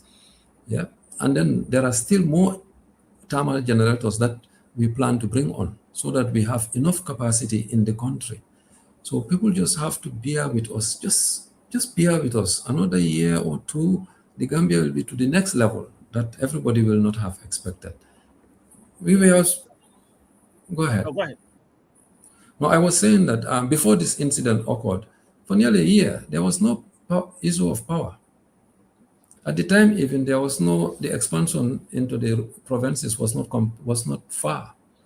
we had no problems with power. Now, even the expansion, people are all the way throughout the country, people are taking electricity. So demand is going up, but we are still managing it, and we are still financially managing it. So we will get there. That's all I can say to give Gambians the hope that, we are not a lost case. NAWEC is a viable institution. Well, the viability is what becomes a question. I know you talk about that you guys are working, but there's others as well. There is a saying in Wolof, people have been dealing with this issue since 1977. That was why from GUC to MSD, we even tried privatizing. We've had this issue. Now, you talked about that the problem is not of your own making. The war in Iran and all. We've always heard that. The government would always tell us what is happening. That is an obstacle. Do you think, or would you concede, that given what we saw during COVID, that it would have been a teachable moment for NAWEC and all other institutions to be well prepared for anything? Because we live in a volatile world. We have crazy people like Trump. I know you cannot say it, I can say it. Running countries who can start a war anytime and get out of it the next day. But do you think that any institution, I'm an head. I head where I work, and my job is to make sure that I prepare for issues when they come, to make sure that I'm not going to give an example. Oh, we did not see it coming. Everybody saw this coming. We saw COVID. It was supposed to teach us a lesson, but it looks like every step that we go, there is an excuse because of something has happened. So I am putting it to you, not as a lawyer, but as panelists here, that if NAWEC had prepared itself as sufficiently as it was supposed to do, the war in Iran would not have been as devastating as we are seeing today, because there are other countries around the world that are not shedding their power supplies because they prepared themselves for issues like this. Is that a fair assessment? I think what you said is a valid point, that every country need to be ready for shocks. Things that are outside your control, those risks need to be identified and strategically managed. I agree with you 100% on that. Like I said, the reason why this impact is high and it is felt across is the coincidence with the fact that you have your generators that you're relying on, and you are bringing them on, maintaining them, and then you have this shock. And it's not only the war. If you look at, like I said, the plant that is in with Senelec, they lost it about 100 megawatts. That's what they lost. So you see, this is a system that just collapsed. So nobody have control over that. But the mitigating measures that you are talking about are very valid, and these are incidences that are learning points for everybody. In terms of what else, for me, I see it as an opportunity. People always ask me, how do you feel? I said, this is great. It's an opportunity for us, because we will learn from it and be more resilient going forward. And that is my view of it, that going forward, we use this as learning points and look at the weaknesses and try to build more strength, so that when it happens again, even the impact will not be as bad as it was during this Tobaski period. So, MD Saidy, I'm glad that you know James. He was your classmate. And maybe you should read his piece, because, I don't know anything about power, but I think I think just read the piece. I don't know, maybe you've seen it, maybe you have not. But there's something that he said, and I want to go back to the piece. You just mentioned that NAWEC is a viable company. Most people are saying that NAWEC actually is not viable. Let's look at the technical aspect from the piece. He said, peak demand, you need 111 megawatts. As of now, you only get 51 megawatts. So there's a gap of 60 megawatts. So as of now, again, coming back to the financial viability of the company, he said NAWEC owed $19.6 million to Car Powership. He went on to say government owes NAWEC $248 million. it looks like government is not paying their bills to NAWEC for any company to be viable. And then he went on to say, if you are importing power, you're paying in foreign currency, you're paying in euros or you're paying in dollars. You're turning around, selling a service or a product, and they're paying in dollars. So again, what I'm gleaning from what he's saying is you ended up losing. So how is NAWEC going to be viable? He's making a recommendation that maybe NAWEC needs to be restructured. Can you delve into some of the things that he's saying? Is this NAWEC's viability question, that there is a need for the company to be restructured? Mr. Saidy. Okay, let me just come in here. I think James have made some mistakes, and I think we're all human, we can make mistakes.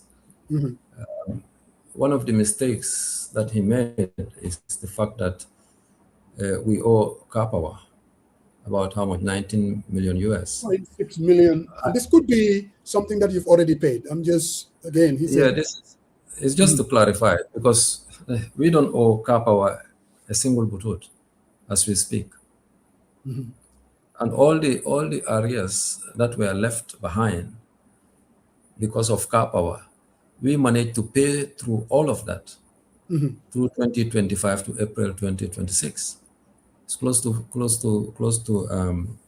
51 million US.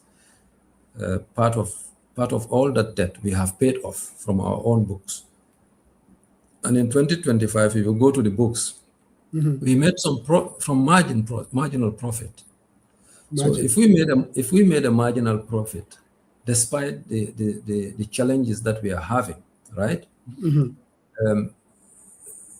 To say it's not a viable company, yes, maybe today you can say, oh, you have a lot of challenges, a lot of problems, so you're not viable.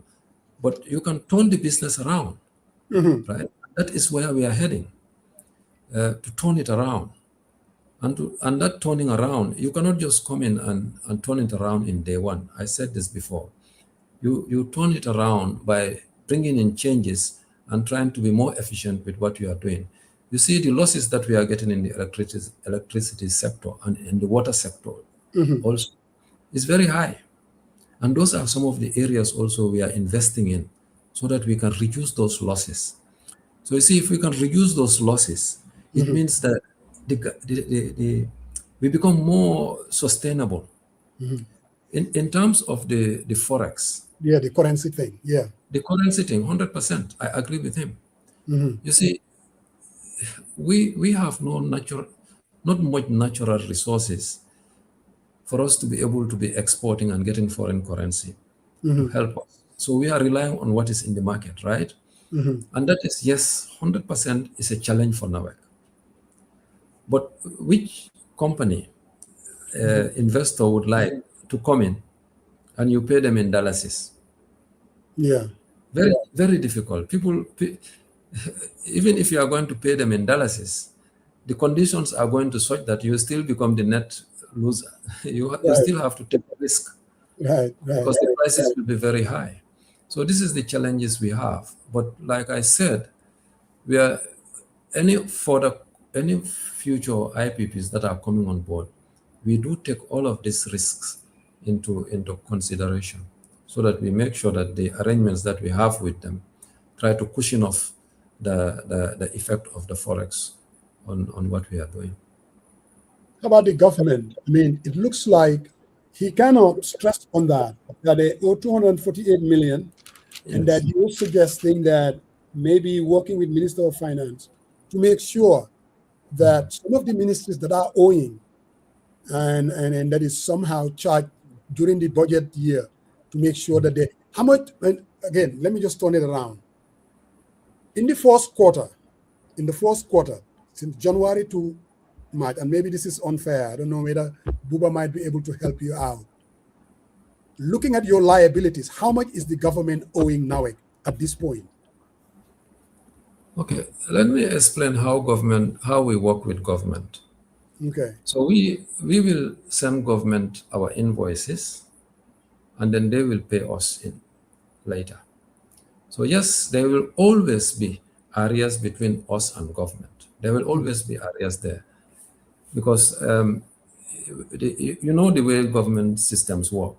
Absolutely. Yeah. When you send them your invoice, it goes through a rigmarole process. It's not like the private sector. When you bring it to me, I say, okay, that's your check, go and cash it. But with government, it goes through a rigmarole process. So that process is take maybe a month or 2 or 3, and then that accumulates. But then finally they will still come and pay you. So for me, yes, if you ask me for government to pay me, if they can pay me on day one, that's best for me. But my biggest challenge is not that. My biggest challenge is the losses that we are having within the system. The commercial losses that is for me now, that is the biggest challenge. When you say commercial losses, what do you mean? The illegal? Okay. Yeah, the illegal connections. Illegal connections, and it's a lot in the system. We'll come out and inform public, because we have this process going, and I'll take this opportunity to tell the Gambians that we've started and we are not going to stop. We're going to visit every meter that we have, both water and electricity, to make sure that everything is in order, so that there will be deterrents, so that people don't do this again. Because when you are stealing electricity from us, you are actually creating our problem, because you are taking public money. So I don't know how people pray and then they ask God for forgiveness, but God said He will not forgive you if you steal from public. Yeah? But no, this is the fact, because people are stealing from the public. NAWEC is a public entity. Yes. If you steal from us, you are stealing from the public, because that cost goes back to the public. It is government who is going to pay the gap, the difference. Not me, it's government, and government is paying on behalf of Gambians. So we should all be our own the police. Let everybody know that, let them contribute to make sure they stop those type of activities. And one more thing before I disappear is recklessness. You see, we have a lot of people driving out there, damaging our structures. I think Buba can elaborate on that. Every time drivers are driving on poles, and when you drive on poles, you damage a lot of infrastructure. The wires, everything is gone down, and we have to go and fix it the next day somewhere else. So for people to also know that the infrastructures that government is putting out there, not just even the electricity poles, anything else that belongs to the public, to try to protect it. Because at the end of the day, it's all cost for government, and it also takes us backwards. That money you are going to spend on fixing it, you could have spent it on something else. Yeah, thank you. All right, so let me let Mr. Marong, and then anytime you want Buba to jump in to address some of the questions, you can. Brother Marong. Yeah, so Mr. Saidy, thank you very much. My question to you is, combine all your resource generation capacity on a daily basis. What is the output of those to meet your demand for customers on daily basis? Okay, for the Gambia as a whole, yes, our peak period from say around 5:30 going all the way towards 12 o'clock in the evening. This is when we have our peak period. So on average across the country is about 120 megawatts. 120 megawatts. So if people who are here today, for the last week or so, up till even yesterday, up to now, we are able to meet. There is no feeder that is off. The only load settings we are doing right now is with a substation level where, say, a transformer is overloaded, because some areas the demand is so high that the capacity of the transformer cannot meet that demand, so they have to go and load shed on those areas. But all our feeders have been on, and on average, like I said, peak period is 120. Okay. And what is your generation capacity? I mean, you have to balance it up somehow. So I guess that's why my question is, so obviously if it's 120, Yeah. are you able to meet your demand at that particular time during peak period? Yes, combining our imports with what we are generating ourselves together, right now we are able to meet close to 95% of the demand. So even like I said, the areas we are load shedding since yesterday to now are very, very, very close to that few areas that we are having similar thing before, and we are working on trying to, upgrade those systems. And those are some of the projects that are on, like the substation in Banjulundi. It's under the OIC project. By the end of this year, that one is completed. Similarly, in Bijilo, another substation there, that will be completed. So that will offload like the Tranquil Bijilo areas. So those substation transformer level load shedding will also be history. All right, thank you. So my question, I know you mentioned this with Musa, in terms of government agencies who might owe NAWEC, obviously they need to pay their bill. And I'm not sure, what do you guys have in place with them, a sort of an agreement in the government agreement? Do you have that? Is that something like a model? So for example, say customs, they are in charge when you import stuff, you have to pay duty. So in terms of that, if they owe NAWEC a heavy bill and they're not able to make that payment, is there some sort of agreement with them whereby, even the police, you talk about citizens, going out to your stations and vandalizing it. Maybe think about where you can sort of, come up with an agreement with those agencies instead of hiring a private security to pay those. Is there a plan or at least an agreement in place whereby if you have some equipment that is imported, and whatever you owe from customs, you can net it off on that? I mean, is there sort of agreement with intergovernment agencies like Minister of Finance, Customs and all that? Because it falls on the Minister of Customs. Okay, so for coming to the question of the government agencies that owe us, the way it works with NAWEC is we combine all government department agencies. So we send their bill to Ministry of Finance.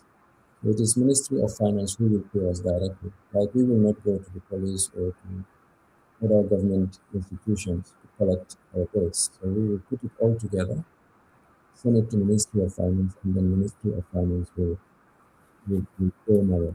That is how it works. So if they don't pay, there is no recourse. Oh, there is equal because I make sure they don't sleep. It sounds good. I keep them awake, All right. Coach, go ahead. Okay. Yes. So the question that I have, I think it was 2 years ago, you promised us that electricity cuts would be a thing of the past. We had the president stand in front of the nation on equality and told us that you guys have so much electricity that you are not even using all your electricity. What is the true state of electricity supply in the country based on all the utterances that have been made over the past 2 years and the realities of today?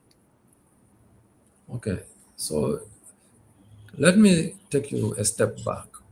Okay. If you look at people keep quoting what the president said in 2023 and try to relate it to today.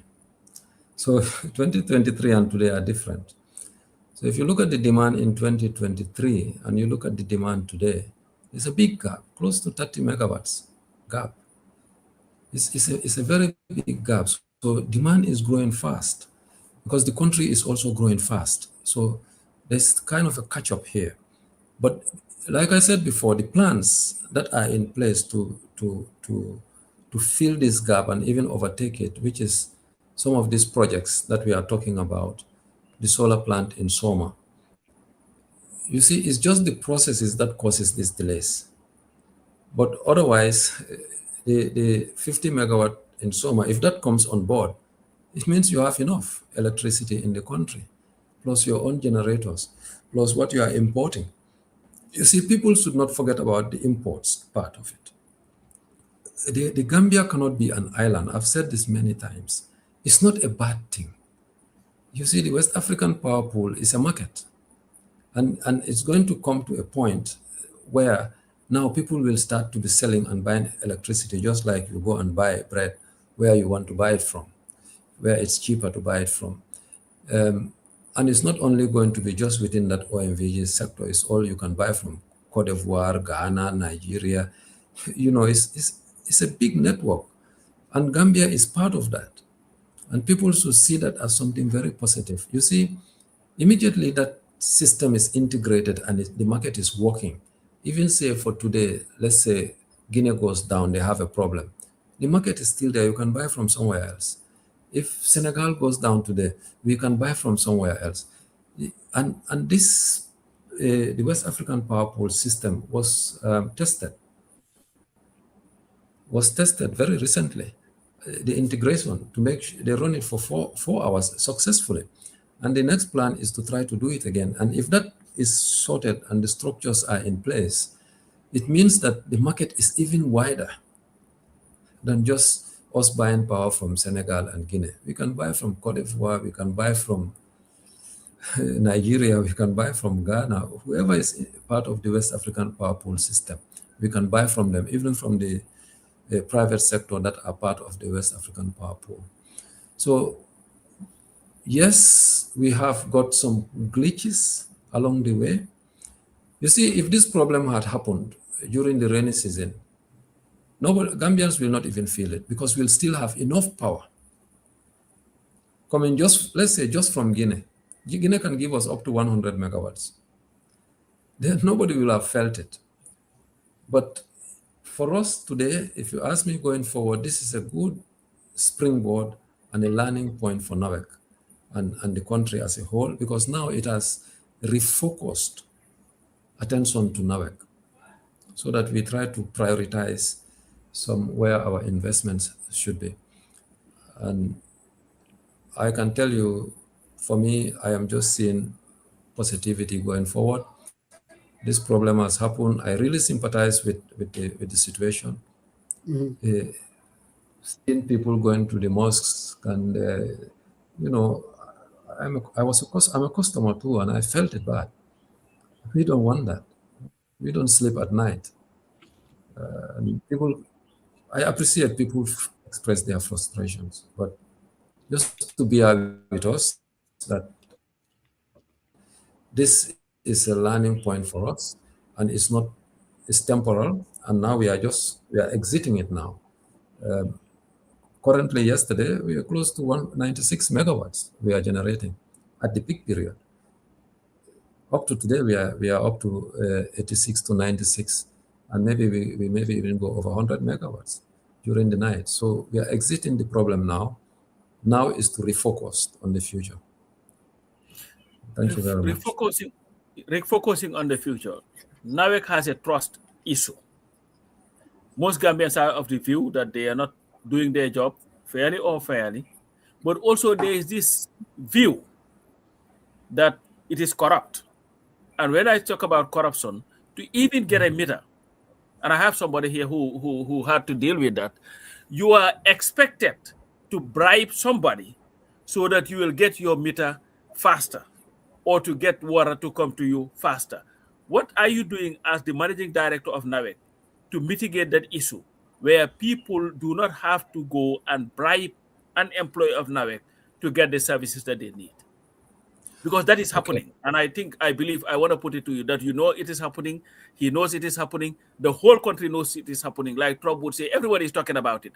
But what are you doing to mitigate it, to make sure that that comes to an end?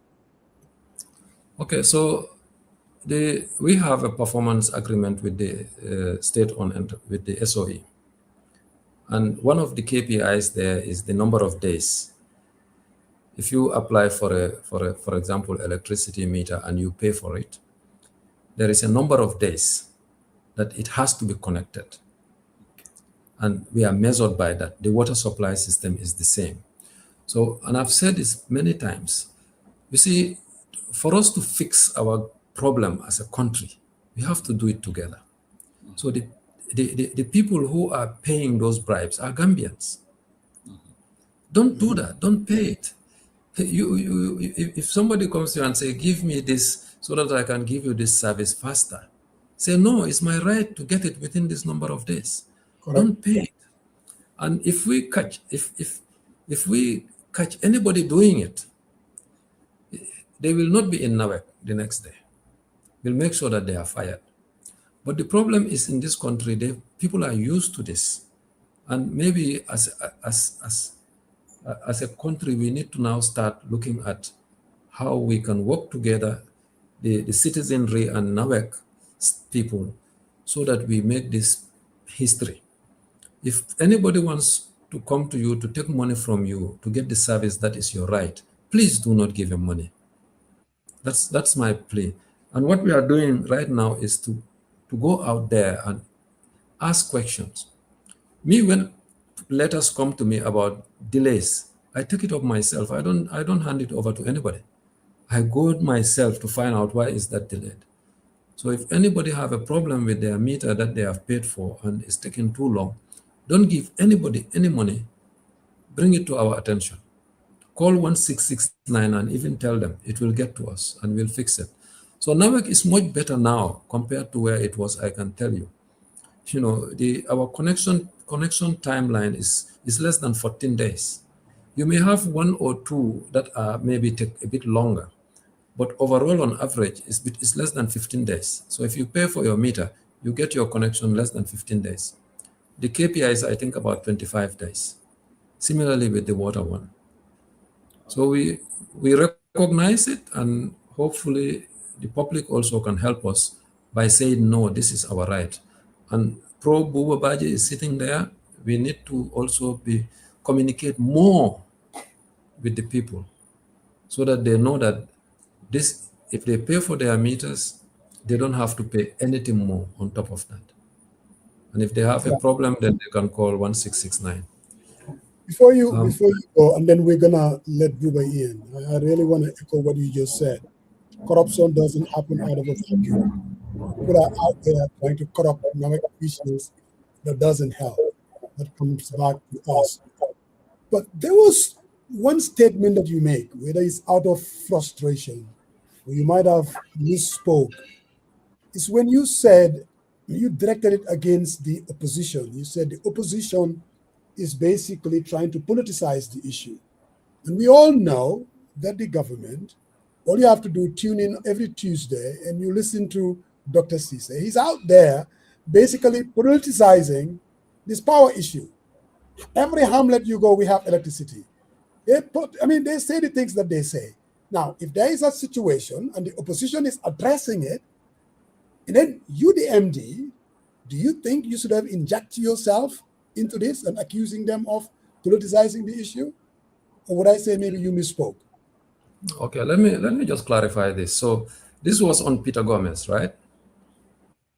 It was on Peter Gomez. Yes. Mm-hmm. I was called and I was asked questions that this politician said this man said this man said this. I didn't go there and say, oh, a politician, UDP or PPP or whatever.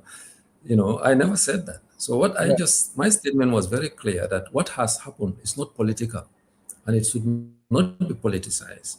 And that was the realities of it. Because what has caused that to happen was a technical problem.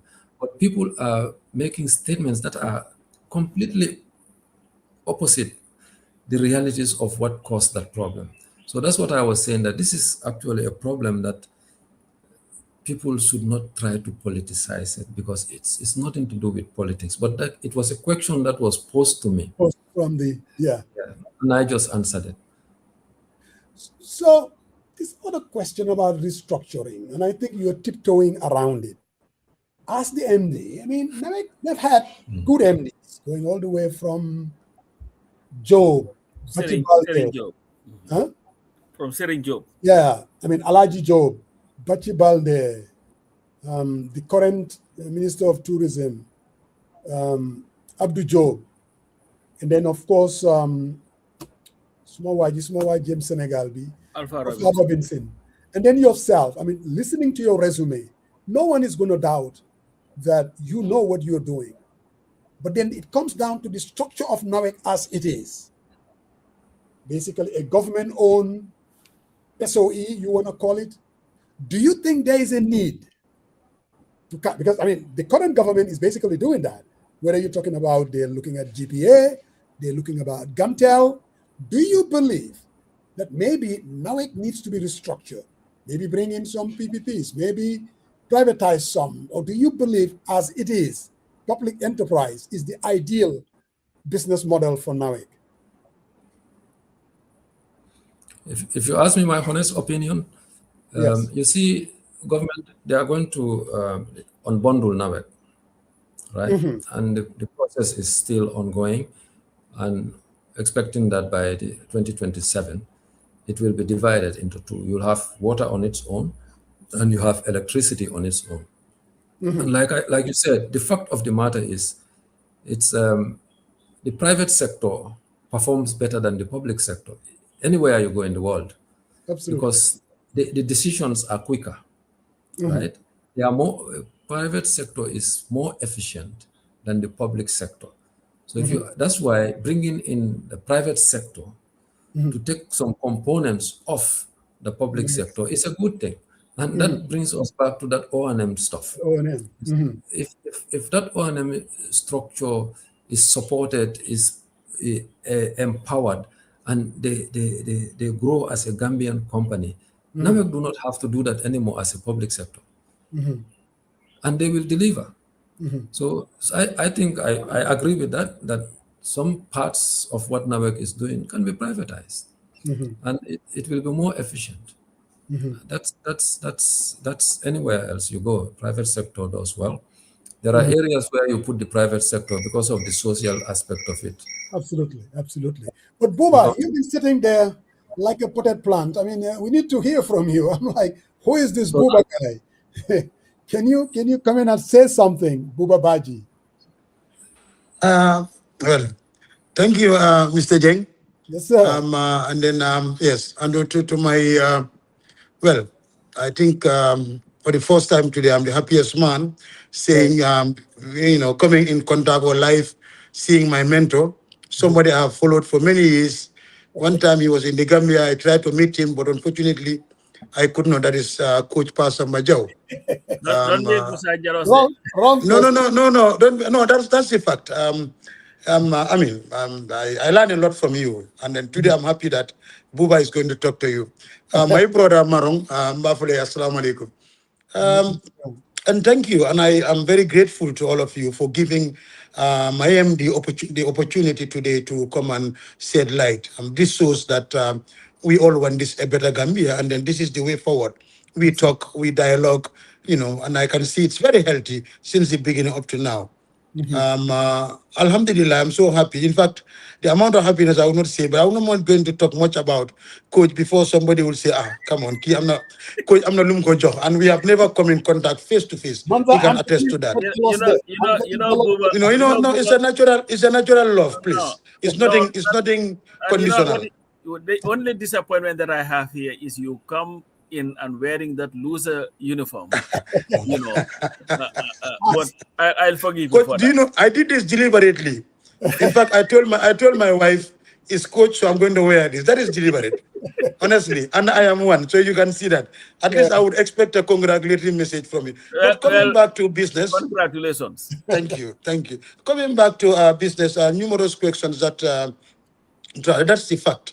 In fact, you mentioned, what is the long term. I just want to reiterate the fact that NAWEC have a roadmap.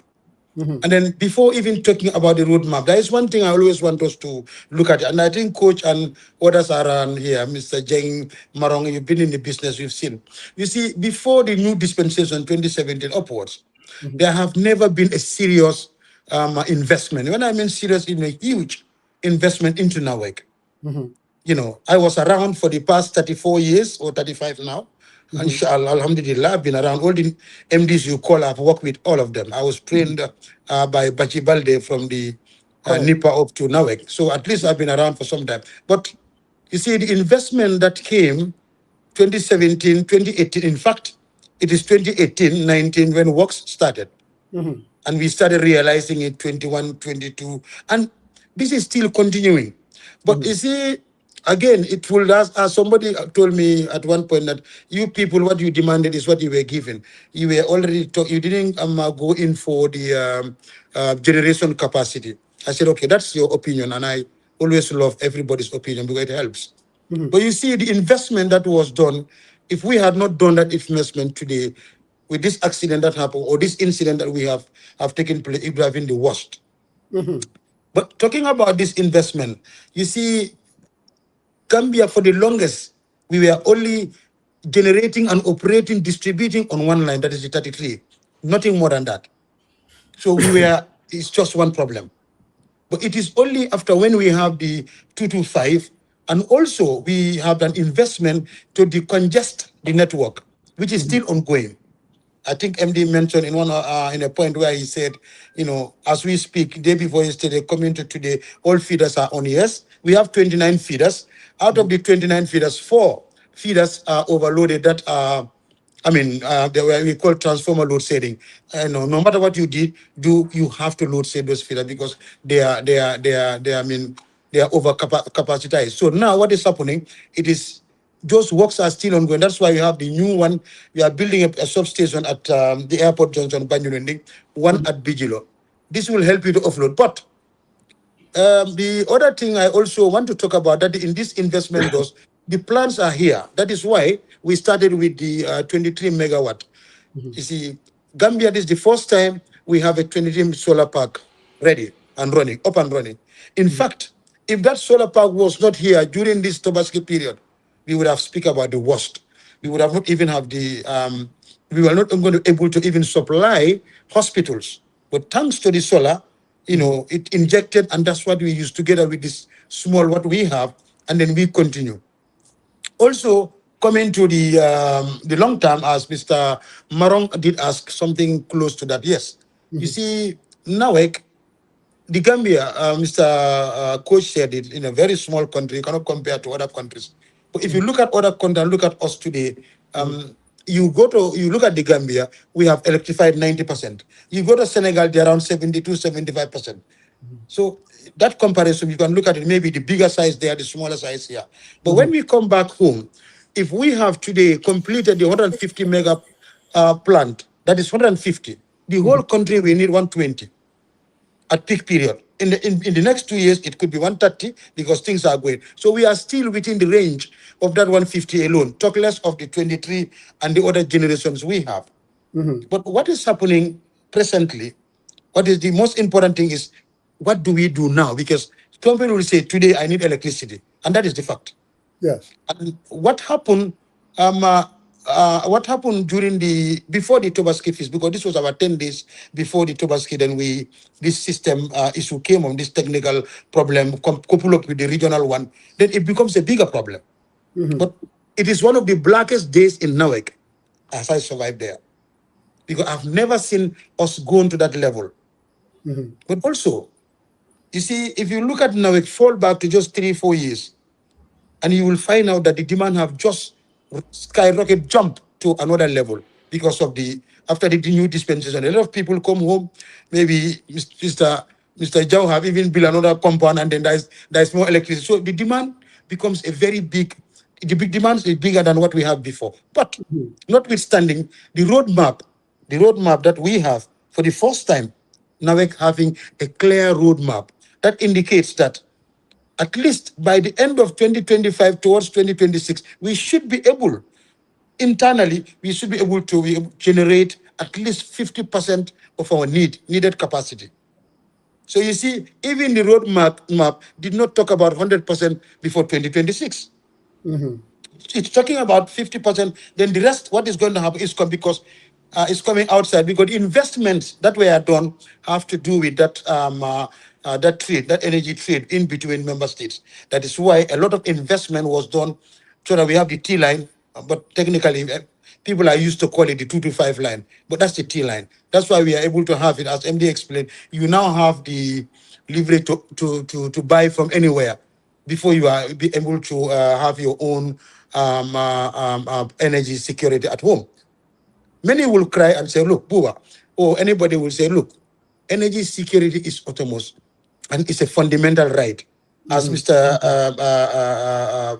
As coach said, nobody knows when things can fall back again. But we are also working and we are very mindful of that. But the most important thing for me is the lessons learned from these 3 weeks. That what had happened. I don't think now we can go back there. So Yeah. Mr. Marong is going to ask a question, but very quickly. Yeah, please go ahead, Mr. Marong.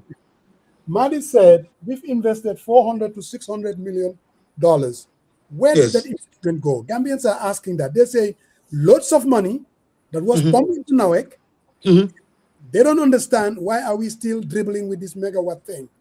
$400 to $600 million. Where did it go? Okay. I had this with Madi and not on 2 platforms, but here we are again. You see that I was trying to explain on that one. I'm coming. I was trying to explain that. You see that investments that we are doing. Let's take it. You have about 3-4 components. You have the JAM project, which is 160 60 million. You see, if you look at the JAM, what it does, that's the JAM brought us the solar. The JAM brought us the 52 packet transformer that we changed at the state of the art today.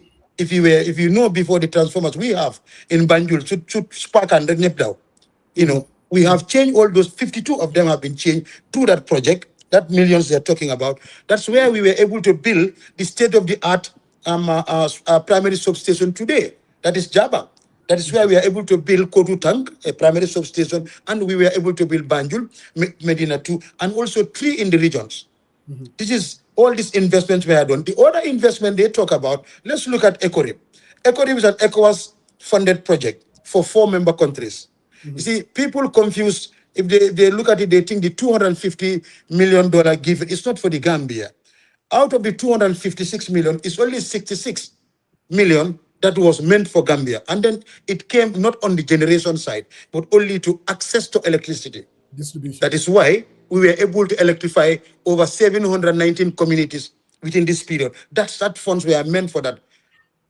Okay? You come to JIP, Gambia Electricity, restoration project. That also happened. That project is the one now doing the other primary substations and other jobs that we are doing.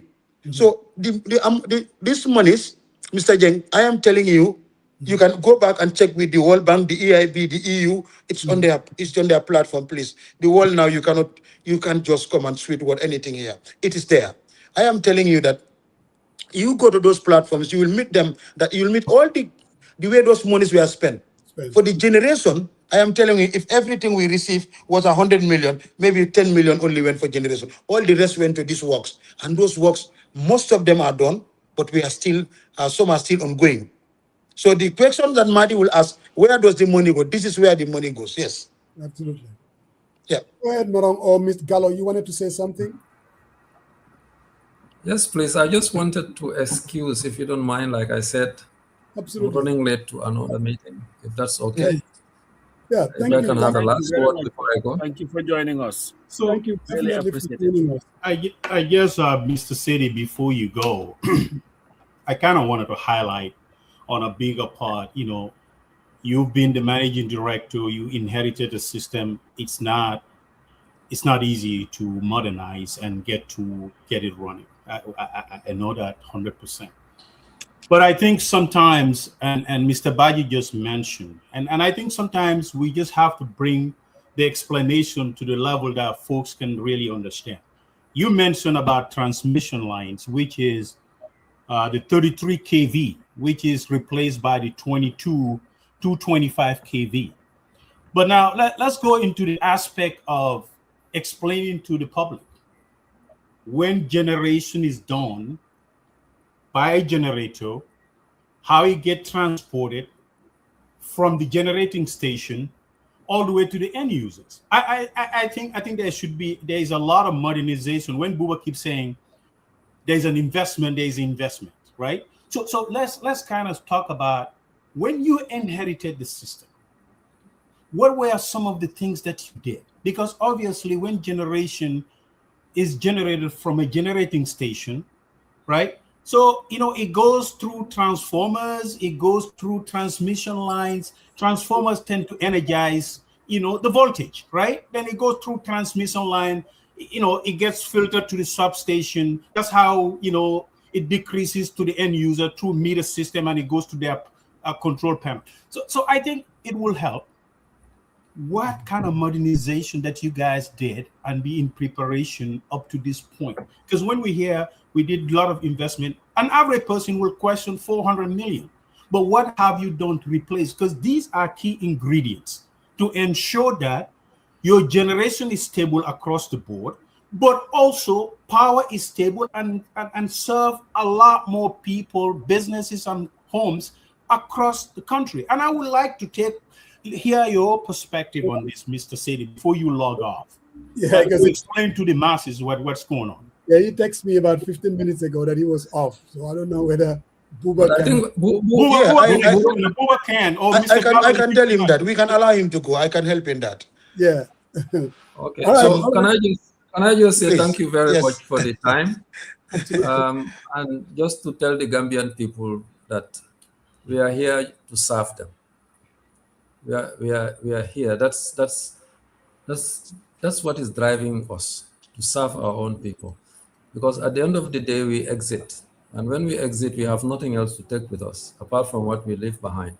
And I keep saying this. So this is what is driving me as a person to be in NAWEC today, is to serve my people. And when it comes to public funds, let the Gambians be rest assured that whatever is being said there is just noise. Let them sow it. I am not corrupt. I can stand there anywhere and say, for 35 years I've been in the industry. Nobody can raise their hand and say, he took money from me. So thank you to the Gambians. Thank you to the platform. I wish you all the very best and have a very good day, sir. Thank you, Gallo. Thank you. We appreciate you too. Okay, thank you, MD. Coming back to Mr. Marong, I think that's a valid point. It's very important to when we explain our business how it works. But it's like you have even done part of the explanation for me. Yes, you see, before I just take one step back. You see, for the past years, we were only operating. When we generate, after generating, we transmit through the 33 kVA line, and we also distribute to the 33 kVA line. So if you have a problem, let's say there is a problem in mile 2, Banjul will not have light because you have to fix it. So the whole Banjul will wait for mile 2 to be ready. Because why? You are only using one, you only have one road. It's not a dual carriage route. Like one road. When an accident happens, everybody stops. So that's how NAWEC was operating. And also our transformers were, most of them 250, 150, 160. This is how we were operating. Because I understand in those days also due to the fact that well, a lot of investment was done there. And then we don't have a proper planning. When I say a proper planning, meaning investment in the right place. I mean, I think we can all be a witness. In those days, you can just be called and say, take electricity to this place. Irrespective of whether it is a loaded transformer or not, you are going to take it there. But we don't need to deal with it. Well, coming back to your question, yes, these jobs, what it created, this investment created a lot of ease for NAWEC. That is how to transmit. In fact, that brings me to the one of the questions coach asked when the coordinator, the president speak. Yes, I fully remember this, and I always talk about it. At the time he said it, at the material time, at that point, then we didn't have the 225 line, that is the T line. Then we didn't change these packet transformers. In fact, we started, but we didn't form. So we cannot even transmit. At that time, you don't need major capacity because you cannot take it anywhere. Even if you have 40 megawatts, you cannot take 40 megawatts. So if you tell it to a layman that we have power and we cannot, they will say, okay, they have power, they are storing it. Remember, power is not stored in a house. It's like I have a generator, if you don't bring it in, then it doesn't have power.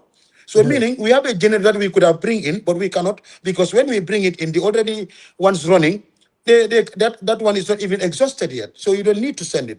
But after that job, after those works were done, we were able to now transmit. In fact, now the demand we had the demand supply gap. You see, this is where the problem now came. When we have the demand and supply gap, because now we have the OMVG give us that leverage to be able to export power. Then we try to source in power. That is why we are able to maintain. If you look at before the crisis, there were limited load shedding on the 4 feeders I talked about, but the rest of the feeders were on. People don't realize it. So this is one of the issues that happen here. Go ahead, Sarian. Is he froze or he's done? Yeah, he's through. Oh, okay. No, I'm done for that one. I'm not sure. Okay. Sorry, if you want to comment, please. No, sorry, my manners. We're good. I have my follow-up question. Okay. So now there's much discussion about national security. You know, we need to generate our own power. Sure. And I just kind of wanted you to explain a little bit for the benefit of the viewers. Obviously, even the most developed countries, they have some type of inter-border, agreements. For example, the United States here, Canada, when we had Canada making threats that they're going to shut down, they have an agreement, right? So you get the power up and up. It is the model, and you have the power pool as well. But now my question to you is, I want you to explain to the people what are the benefits, especially importing power, especially if you are not generating enough capacity to meet your demand. Say the local folks that you are serving at a given time, you need to bring power somewhere else to supplement what you are deficient of. That is a given. But my question to you is there any time whereby power demand is light and you guys have to, NAWEC has to take some, bigger units offline or curtail power to preserve that, they don't run overtime on their maximum capacity in terms of O&M consideration and stuff like that? Thank you. Yes, that's a very valid question. Okay, you see, exactly that was what was happening, because you will realize that.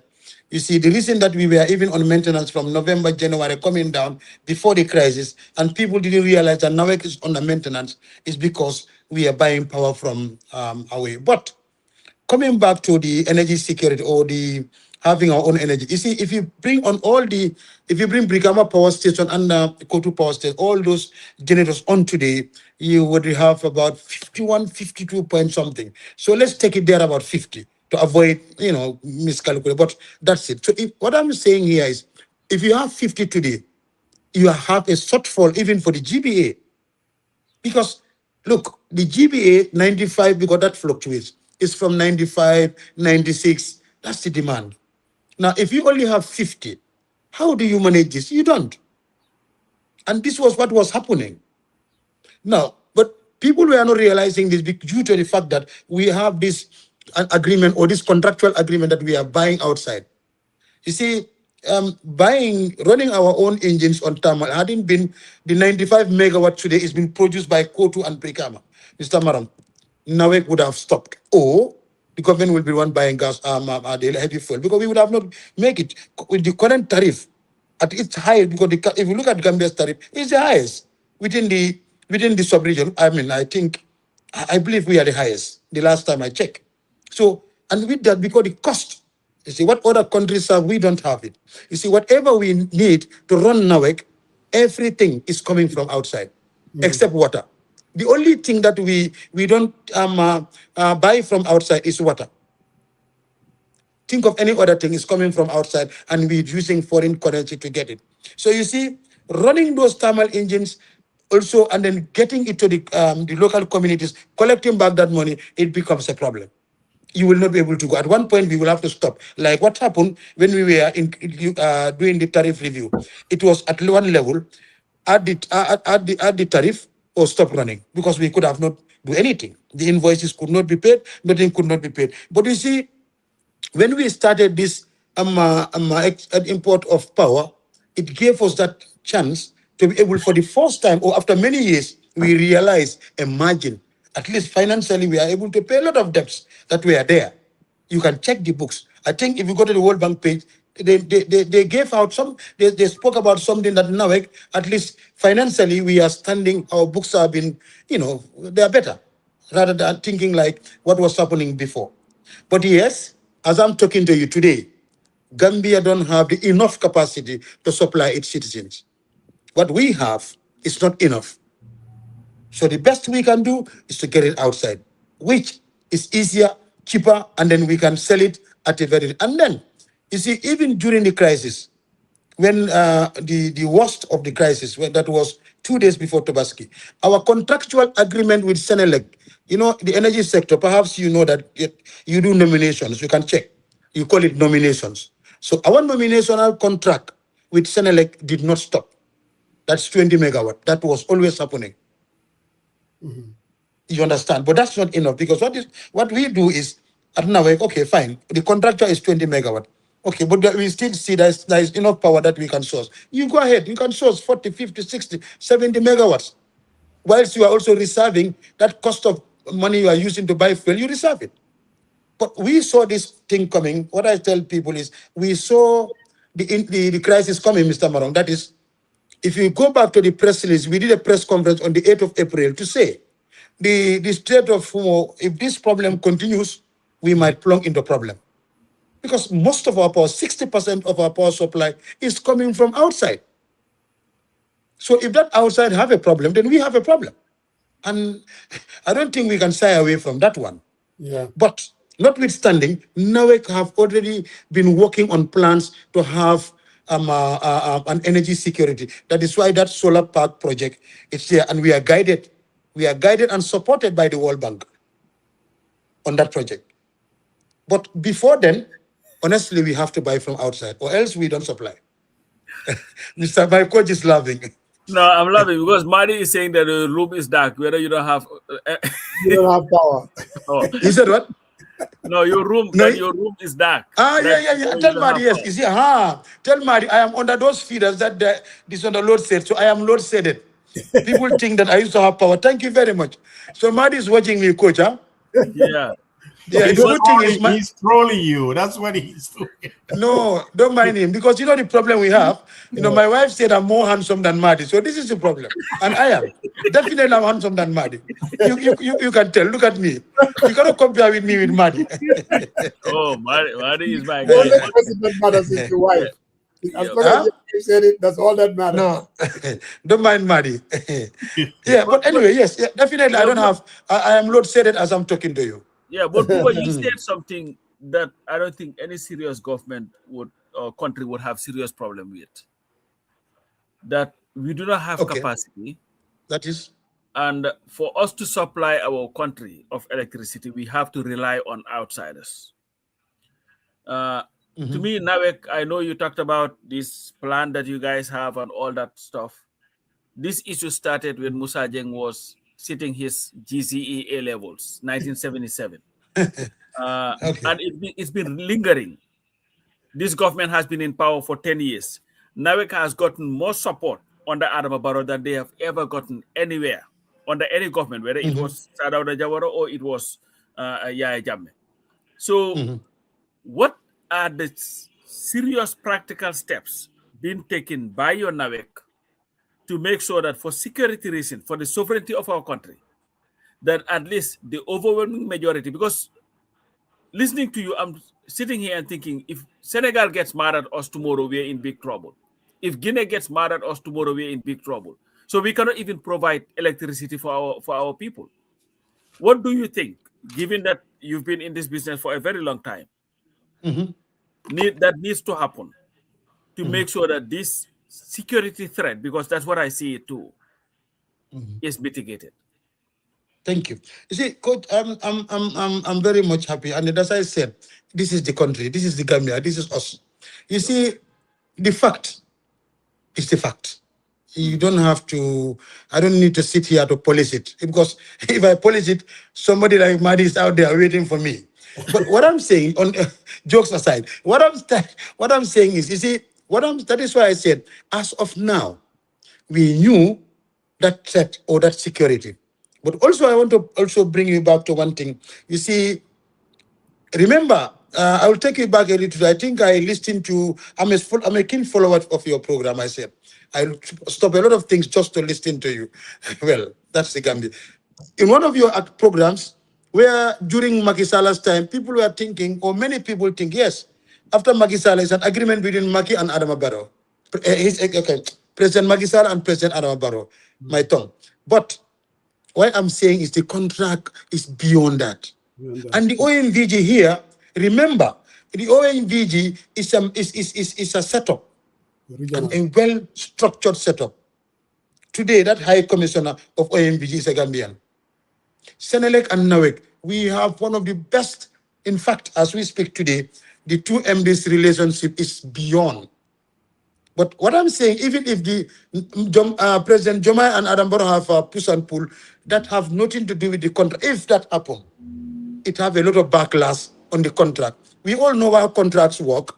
I know a crazy person can come anywhere and cut it, but it doesn't work like that. But okay, well, I don't want to name him. I want to travel to America. I don't want to be denied the visa tomorrow.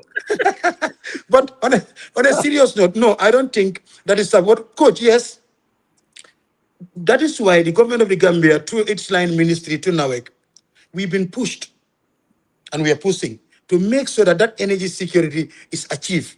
That is why also we are able to bring have most of our generation today. The man generator at Brikama, the experts have come. The works are undergoing.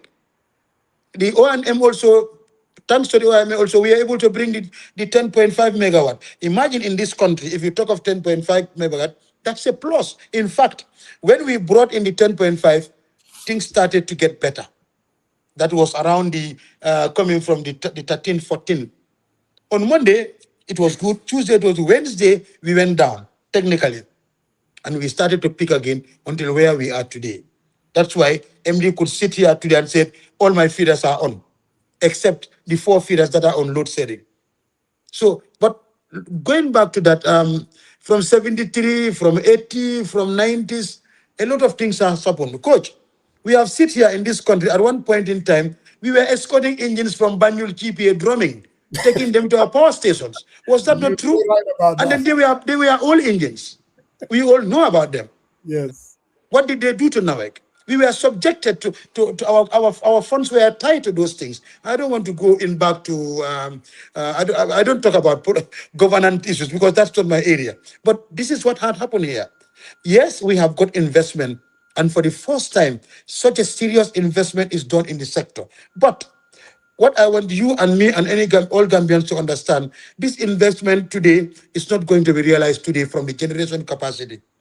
What it does, it prepared us as a country and as a utility for the future, for the better future. That is why we are now talking. If the second test of the power pool is done today, we will not talk about. We'll have a cheaper one. In fact, with all those things having the solar there, don't you think at one point you Gambians will come and say, look, tariff down because the figures are swaying? But yes, this is not about unserious country. Well, I don't know much about government. I don't know how they operate. But what I saw, what I've been seeing in Kotu, what I've been seeing in Brikama, the investment that I've been seeing in NAWEC, and what I see today, I've seen the future. Definitely, we are going into the right direction. Yeah. Along the way, yes, along the way, we may have some ups and downs. And through these discussions is where we'll pick some of them and fix it. Yeah, well, I've been here long enough, not as long as Musajang, to hear you heading to the right direction, and we pretty much we are like stuck on the third year. But here is the question. It is without a doubt that NAWEC, you can call it the lifeblood of the country's economy. Very well. Because where NAWEC goes, that's where our economy goes. Because we saw what happened to some of these tailors during Tubaski when it is their busiest time. Most of them lost significant amount of money. The women who were selling ice water and other could not do that. So there are so many families that could not put food on the table because of NAWEC is erratic. Sure. If my assumption is right, you are the public relations officer of NAWEC. What are you doing to talk to the Gambian people, to allay their fears, to wipe their tears from all these inconveniences that are caused by the company. Well, it's a corporation that you're part Sure. of. Sure. To also explain to the Gambian people to understand the roles of NAWEC, the challenges. Because what I think the biggest problem that we have is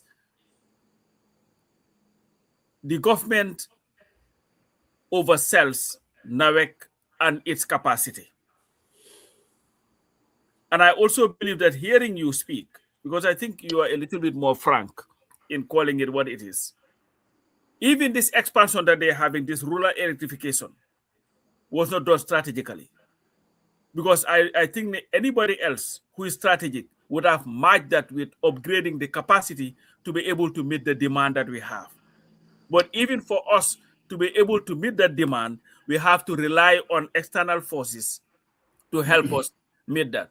So what are you doing to allay the fears of Gambians as the public relations officer to educate the masses so that at least when politicians get happy and start at a political platform and talk about we have so much energy that we are not even using half of it, when that does not even matter. It doesn't matter they say it 3 years ago, because governance is not, you have to be strategic. When you say that, you are forward looking. Don't tell me that I said it yesterday, but I was not thinking about what's going to happen today.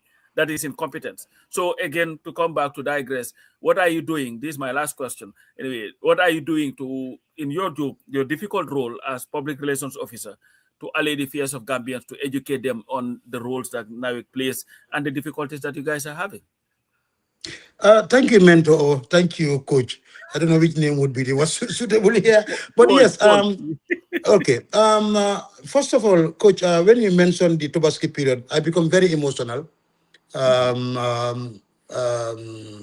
have a very thick skin, but this period I didn't have my thick skin on. I survived the worst period of my life, and I don't wish to survive it that way. What I said in a lot of platforms, and I will say it first, is to our deepest and sincere apologies to the Gambians. We appreciate what happened. It's unfortunate. It's unfortunate, and it was just beyond our control to do anything. I remember, 4 or 5 days to Tobaski, MD said, Buba, you said people are calling from the markets. I said, my number is everywhere. Everybody's calling. The tailors are calling, the market, they are crying that it's dark, thieves are entering. I said, yes, it's happening. So we tend to give priority to them. We try to send some load to them. But that, coach, I don't think that those dark days will come again.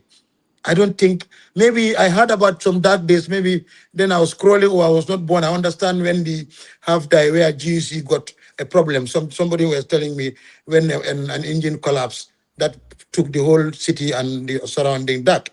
I don't know if that one is worse than, but I think economically this one is more serious. It have done a lot of economical impact. And what you said, NAWEC is the backbone of the Gambia. Yeah, that is the fact, coach. And I don't think any serious person will say no. Because that is the fact. With NAWEC, everything is possible. But I don't think we'll go back to that. We have learned a lot. For us, this is the biggest lesson we've learned is from this. Because the management, anytime we meet, this is what they talk about. What are we going to do next? But now, coming back to what we said, when you talk about the rural electrification, you see, access to electricity is one thing. Let's take a few steps back. It is a regional bloc that seek funding from the World Bank, a grant from the World Bank to be able to have access for electricity to their people. And this is not a privilege, it's a fundamental right.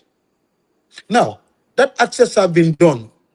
Now, when we're talking of development, we are not talking of access anymore. What are we talking now? We are concentrating on one big thing, that is the capacity. And that is why that master plan, if you call it, we already have a master plan that is working towards that. That brought us the solar, Mr. Coach or my Mr. Mentor, whatever. But that brought us the solar panel. That brought us the 23 megawatt. Remember, I said if the solar plant was not available today, we would have got it washed. But thank God we have that. Imagine now by the end of 2027, we have the 50 megawatt up and running. Gambia, somebody will tell you it's very easy to work out, but You see, even today, let's put an example like this, coach. Mr. Maron you can add to that. If you give NAWEC today $1 billion and say bring electricity in 1 week to the whole country, is it possible? Maybe not. It's not possible. Absolutely not. Because it takes certain things to do. There are a lot of factors, combined factors, to be able to even put up a 30 megawatt generator.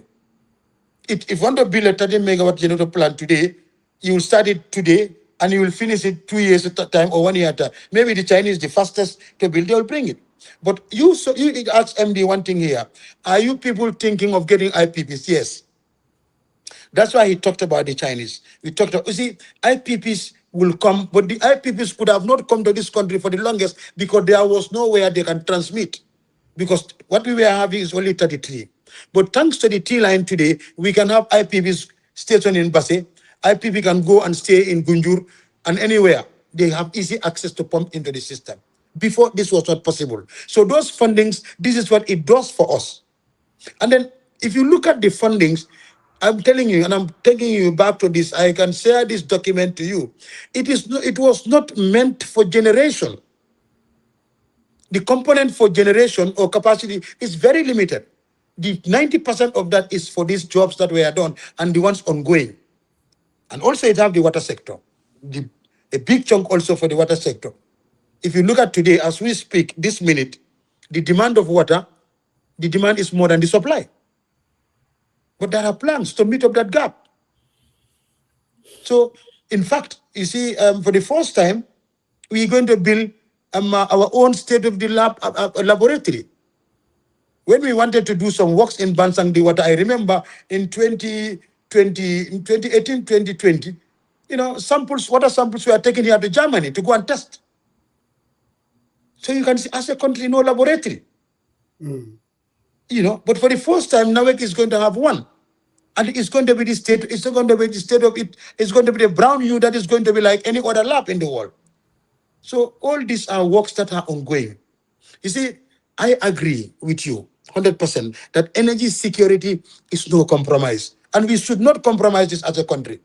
But this is what is available today. You can call it, I don't know, governance or whatever you call it, but what I know is this is what is available, but we have plans to get these things sorted. Yes, it's not sorted yet, but we are working to sort them. But one thing is guaranteed, we are not going back to the Tobaski period. No. That one, we have learned a lesson for that. We can't. So, yeah. Mr. Baji. Yes, sir. Most Gambians, they have their homes, whether it's in Bijilo, Mankamankunda, you name it.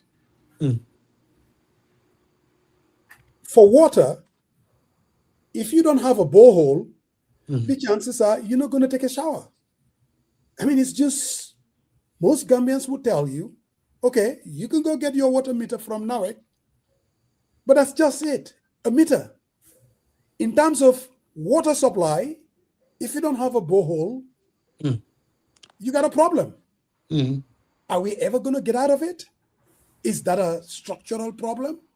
What do you say to that? Thank you very much. I'm very happy that you brought in the water. That's why I was putting Omar Sane hanging. He's the head of water department and also the project manager. But I'll take you a rundown of that. You see, but that's why I said we have a demand gap. But it doesn't look like where our services are, few areas, there are pockets of areas that still have low pressure. There are pockets of areas that would only have water during the night, because what will cause that, maybe many people are not now using, the usage is limited. That's the fact. But this is why the government have brought in huge investment into the water, because that is why we have an investment in water, that is the WASIP project. You know, the foundation stone was laid in Sifo. We have 3 treatment plants presently at work, Sanyang and Gunjur. And then we also, for the first time, we're going to have boreholes that are going as deep, the aquifer will be as deep as 400 meters. For the first time, we've conceived that. And those works are just already been started. Some are still yet to start, but very soon before end of this year, most of these jobs will have. But I'm telling you, by September, October, we'll be calling Gambians to say, come, we are inaugurating one of our treatment plants with more than 14 boreholes, more than 3 to 4 tons. Because we know that water is becoming a problem. You see the Bundungs, the Jambur, the Abukos coming down to the Talindings, some far end of, they don't have water. We understand, not like they don't have it completely, but some will have it in the night. Some will have very, very low pressure. Before you fill a bucket, it can take you some time. That is the fact. But that is why we have what we call emergency works. You see, Bundung today, as we speak, NAWEC on its own, without any intervention, we have a project of that we have already signed a project with a contractor of $3 million project to do an emergency works for Abuko, Mandinaring, Jambur, Bundung. You know, and this will cover the London corners and all. Presently, ask the people of Bundung, the surveyors are already there surveying. What are they going to do? Very soon, excavation will start. Because why we are doing that, we're bringing in new boreholes, we're bringing in new infrastructure so that they can have adequate water. That is the fact. So you see, the way we invested in the electricity department, we have now got investment into the water. The last time NAWEC received investment in water was in 2009. That is the Brikama Balas, just entering Brikama on the left. 2009. Since then, we didn't get it until 2021. Thanks to the French Development Fund, which is about, is it 60, about 50 something, I can't remember offhand. But now also, we are also joined by AIB, and then the EU also came in, stepping into the water. Partly, we have, mainly the bigger chunk is grant. There's another chunk that is on loan. But what I'm telling you is the water division, the water department now, we have already have serious investment in the water sector. And you saying the timeline for all these things are gonna, what's the timeline? That one can actually take a shower without all these water pressure issues? For the GBA, not all of the GBA, but like the emergency works of these areas are by December, those works are going to be completed. By October, likely, because sometimes contractually they can say we are going to hand over to you by October, you know, it may slide down. But if all goes well, if all go well, we will be able to inaugurate one of our facilities and the boreholes, and it will start pumping. And this will pay a big dividend. It will be a big difference. You will find out that perhaps if you come to visit the Gambia by that time, you will take sour. But even now, people are taking sour. It doesn't look like everybody is. No. It's only certain areas. Very booba. Mr. Jeng, No, I'm serious. Today, you go to Salakene, JBJ, we are popping water in Salakene. Go to Kerewan, JBJ, one more problem, and they're all Gambians. That is very true. But I'll let, I think we're almost coming to the end. I really wanna thank NAWEC. I mean, I want to thank, Gallo, I just sent him the text and said, hey, with everything that is happening, would you mind to come to our platform? Even though we have a very nice, well, people tend to think we're very political, but and I'm glad that you follow this platform very well. I do. We like to talk about the issues and we break it down and challenge everybody. And I think it's good for NAWEC. You being PR, I'm sure you know, it's always good to be out there telling your story rather than allowing other people to say it for you. So we definitely appreciate. But let me allow our expert in-house to kind of ask the final question, draw them around, and then we'll... So thank you, Mr. Baji.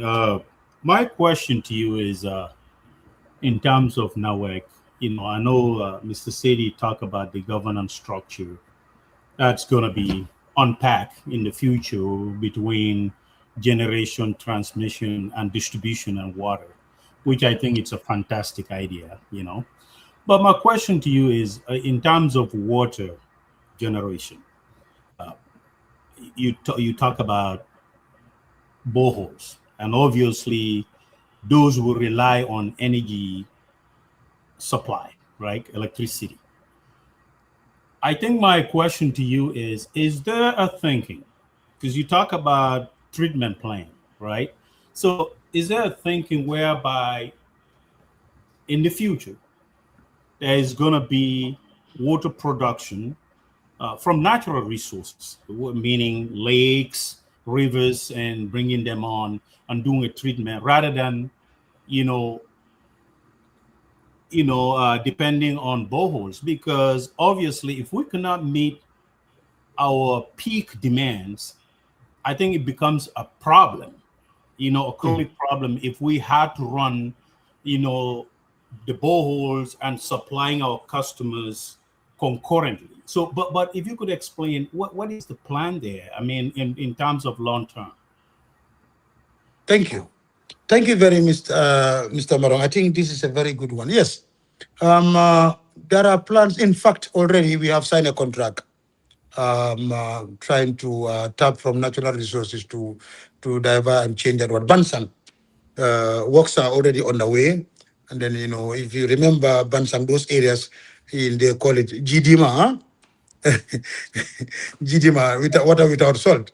But anyway, those plants are already there around that area. Within the GBA, what we are doing is to, for the first time, getting that 400-meter long boreholes so that we are far enough, very free, and we can take a lot of time to avoid human intervention. Human interference. Because if you look at it today in Fajara, you have about 6 boreholes in Fajara. We are only using about 3. We lost about 2 because of human interference. And very soon we'll stop, in fact, all the Fajara boreholes to make sure that because of safety reasons. And then water is coming all the way from Sukuta down to Fajara today. But yes, there is a lot of investment. That is why we are building a treatment plant. It's ongoing and it's almost at 75% completion in Gunjur. That was one for the OIC. We also have one in Sanyang. Also, it's another project, and one in Sifo. The one in Sifo is that one is the game changer because it will go. The supply is expected to go to almost over 300 kilometers of pipeline. So that is definitely a game changer with these 3 treatment plants with almost about 7-8 overhead tanks newly built, about 4 or 5 newly built. I can't remember the right figures, please. But about 3 to 4 are also maintained. If you even know Banjul, if you know Albion Tank, the popular one, it's now changed to the state of that. We've changed, it's a new one now. We've built one in Nemasu, a brand new tank of a 500 cubic capacity. So Brikama also, there used to be an old tank in Brikama. Anybody who knows the garage, they call Nema Tanko, if you remember that one. It's now changed and it's in state of the art. So all this stuff, they are done so that this water supply system for the GBA will be done. But this project, this AFD project did not only stop at the GBA. They also brought in preparing a master plan, which was never available. A master plan for the entire water network, both water and sewage network of the country. Because you see, this is the future. You must have to have a policy, you must have a plan so that you work towards that. You put those things there. Tomorrow, even if we phase out, the old generation that is coming to take over NAWEC will now meet those plans and work towards them. But if you ask me today, by December or by November, December, there will be a lot of improvement that have already taken place in the water sector. Yeah, a lot of investment have taken place. Thank you. And my final question will be, I know you touted NAWEC electrify Gambia 95%. But, yes, 90%, 90%. But there is yes. 10%, which is, I call the mini grid. That is that by December we'll do that one. Yeah, communities that are off the grid and out there, they are not connected. And I think what would be your thinking in terms of supplying those communities? And this is where IPP comes into play in terms of power generation and trying to supply those communities who are off the grid. And what is the plan moving forward? Because this is something that I think would help balance, your load in terms of resource and demand. And what would be NAWEC do in terms of those local communities who are off the grid and can definitely benefit from solar power, initiatives or solutions to ensure that they have electricity on day-to-day basis? Thank you very much, Mr. Maram. Thank you very much. Yes, you see, that is one that part of the plan. That is why, if you look at the solar plant built in Jarasoma, because it's very strategic, and you see where the solar plant is built, and where you have the OMVG primary substation, where you can do the distribution easily. Because Gambia, imagine if you walk up to Jarasoma, you are almost close to the center of the Gambia. If I'm right, I think we all know that from this way that way is almost the same. So you see, presently what had happened, in fact, these days we had an issue with one of the incomers. So instead of Basse coming to sending power to Jarasoma now send power to Basse. It was just returned back just 2 days ago. There is that flexibility now. We can, if you see now, Jarasoma, we can send it down, coming across to Farafenye, because that bridge is already there, it's done. Send it to Farafenye. That is why you see, if the IPPs would come today, they can. That's why I said the IPPs can come and they can be stationed anywhere, and they will have access to energize into the system, because that line have given that the line have given them that opportunity to do that. That is why today, in one of our arrangements with Senegal, they send power. Part of the power they send, part of it, like if they send us, if we demand and say, give us 60 megawatts for tonight, they give us 70 megawatt. Now we are using our 60 megawatt, the 10 megawatt we divide it, send it to their zones, like in Kiraib, we send power to them, it's going to the Nyoros inside. When we come down to West Coast, we also send it through the Sility line for them. So these are things that this interconnection have given that giving us that privilege to be able to walk around. I know if I say that, maybe coach will say, Coach, I'm troubling you today. Coach will say, but your president said we are supplying Senegal. Yes. But what I want to clear here is, I'm not mentioning any financial, I didn't say, I'm not talking about finance, because that's not an area I am privy to. What I am privy and what I know is that as a utility provider, within our contractual arrangement with Senelec, yes, we transport power for them to the two regions that they are on the part of their regions that we are sharing border with. So, because remember, we are coming through Tanaf Netebulu coming in. Yeah. So just to clarify, and this is the benefit of everyone, if we're speaking of, someone say, they take power from us, we take power from them. We are not meaning that. And then at the end of the month, we calculate who owes this thing, how much you owe. So for in terms of transparency and operational aspect of it, thank you. NAWEC is not a net exporter. So basically, what power they just re-exported, redirected to Senegal. So the source comes from Senegal still. It's not from NAWEC. So I just want to throw that out there. Okay. Yes, thank you very much. You see how it works. I want to be very clear on this. You see, for me, what I say always, I put the record straight. That is my rule. I'm not here to to say anything I don't know. Because, I mean, as I said, I don't want to walk the street and say, Kusol and Arsenal boy more only did it. What I'm saying is, what I'm saying, what the president said that, yes, we sent power to Senegal, that is a fact. Now, the point I am not clear with, what are the conditions of us carrying power for them? Because I know it's not going to be free. How much? How does it work? Honestly, I don't have that idea as I'm talking to you.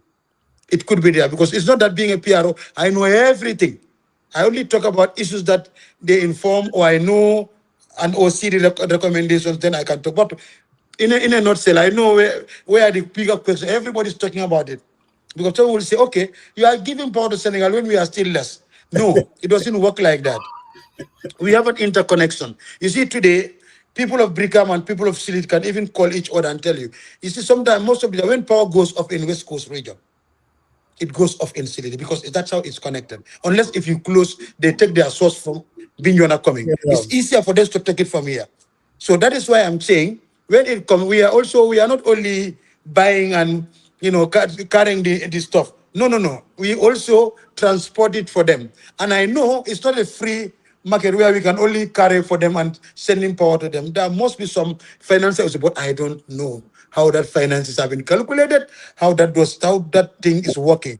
That one, I'm not privy to that information. I So, will Buka, help you out. I will Buka, help you out, Mr. PRO, for that matter. Go ahead. I am yeah, I'm not connected to NAWEC at any point, but based on experience, Mhm. if you import power, your Yes. generation, which you said was 60 megawatts, then Yes. Or they above. supply 70 megawatts, then there is Mhm. a surplus power of 10 megawatts. That 10 megawatts Yes. is not a source from NAWEC. NAWEC is not generating that. So No, no, no, basically, no. what they are doing at a substation, they are trying to redirect that to anywhere that might demand that extra 10 megawatts. And there is like a exchange involved behind the scene whereby accountants do that and net it off. But yes, that happens. But I just want to make sure that people understand that NAWEC is not generating enough capacity to read it. If we say we give them power, meaning that we direct from Senegal still or Guinea, wherever it's coming from, because at that point we meet our demand, then we have extra power to resend it. And using our transmission lines, we have to have credits for it doing that function. So that is how it happens around here, at least. Absolutely, you are very right. You see, that's why I said I'm happy to be in this platform, because talking to people who understand is easy. You see, I don't need to sweat to explain it to you, because in fact, your explanation is even clearer than I am. I did, and exactly this is what happened, and exactly this is what's happening also. So I think now it is very clear. I think that's a point that is clear. But for me, this is healthy, and thank you. if you ask me my final word, because I know my daughter is not happy. She wants to go and eat, and she cannot eat without me. She wants me to be part of it. I'm sorry, she's standing waving me one at a time. But I mean, coming back to that, I will tell her it's Coach. I will send the picture of Coach to her so that she knows. And then this is the man who kept me that she didn't have dinner today. But but honestly, for me, I am very grateful, and I thank all of you. And then you see, that's why I said I listened to this. Maybe it's news to you people, but me, I don't miss your souls. I pick, and sometimes you say things here, I pick it and I run to management. I say, look, I had Coach Passambaso talking to Peter Gomez. He said this. I had Mr. Jeng said this. I hear and I take it. This is that's my role. Exactly. Because you see, it's not that for me, it's healthy. And then what I tell Gambians, please criticize us. Correct. We are what we have is a national property, and then we have a contractual agreement between NAWEC and the Gambians. The contract is give Gambians electricity and water and sewage services without interruption. That is the contract. That is the contract. Did we fulfill it to the best of the what Gambians are expectation? Perhaps no. But what is important is, yes, we are on track, we are working, we have shortcomings, and we are trying to work on them. And also, I want to say one thing here. I know some will say, I'm not praising the government, but one thing had happened that have also helped NAWEC. You see, the moment the president gave the directive for all the ministries and all the governors and most of these state-owned agencies are on cash power. It was tough, but when it happened, it really helped, and then it has reduced us that owing and borrowing, definitely. Even the office of the president, apart from his residence and his office, all other offices in the State House are on cash power. This is a plus. All government ministries there on cash power? All of them. All governors, all of them. There is no one single, even the military and police barracks, they're all on the cash power, except there are some of their security facilities that you cannot put on cash power. You don't know the modalities in how do they purchase this cash power? No, of course we know. No. Somebody asked me this. You see, no. You see, it's not like that. In the cash power there is no credit, unfortunately. Okay. They don't know. They send checks, and they pockets. They get power. They get power. So I don't so know. So now our owing to them is when you talk about the debt, someone will say, but government still owes. Yes, remember that the cash power we are selling at 13.5, but that is not what we are selling. That is what we are selling to the people. But it's beyond that. That difference is paid by the Gambian government. Remember that. I think, Coach, you understand that very well. Okay. So yeah. So you're saying government is paying part of that. So they're a bigger chunk. Subventing. Thank you. Okay. Yeah. If they don't subvent, we cannot sell at 13.85. We would have sold at 27 or perhaps 26, So when they 25, but say more the than that. government owes cash power, that's what they're talking If they about. owe us, that is the subvention perhaps, and other maybe water facilities, because water is still on credit basis, take and pay. You know what, Buba, I know you're about to go. I just wanted to have quick question because you mentioned sewage here. Yeah, And sure. there was a time, because I follow these local programs, NAWEC program on, it was on West Coast. Yes. And if I remember very well, they were talking about how everybody is building these boreholes. Yeah. But if they are close to your sewage, it can leak into the water. I don't know whether I'm right, but I think I had that on. This was a few years ago. Is this Sure. something that you are educating the mass? Because everybody builds borehole and then they have their septic tanks somewhere, because it's not like here where it is a metal thing, but it's just, they just dig a hole, put some concrete, and just everything goes there. Then it seeps into the water and all that. How are you guys working with the people to educate them so that we'll not be having people drinking contaminated water and thinking that they are doing fine? Thank you, Coach. We've started it. We've started community engagements. We visited about few communities, but we are not very aggressive on it. But definitely, yes, there are plans, because that's why we have a new project that is also looking about that. As I said, it's happening because people are frustrated because the lack of water, or the area they don't have the facility of NAWEC did not reach them, and they have to. You cannot live without water. So I don't blame them. They big boreholes. But what most of them are doing, as you said, they dig a borehole here. Within the next few meters, they are also digging. Their soccer waste are there. So you realize that they are contaminated without knowing.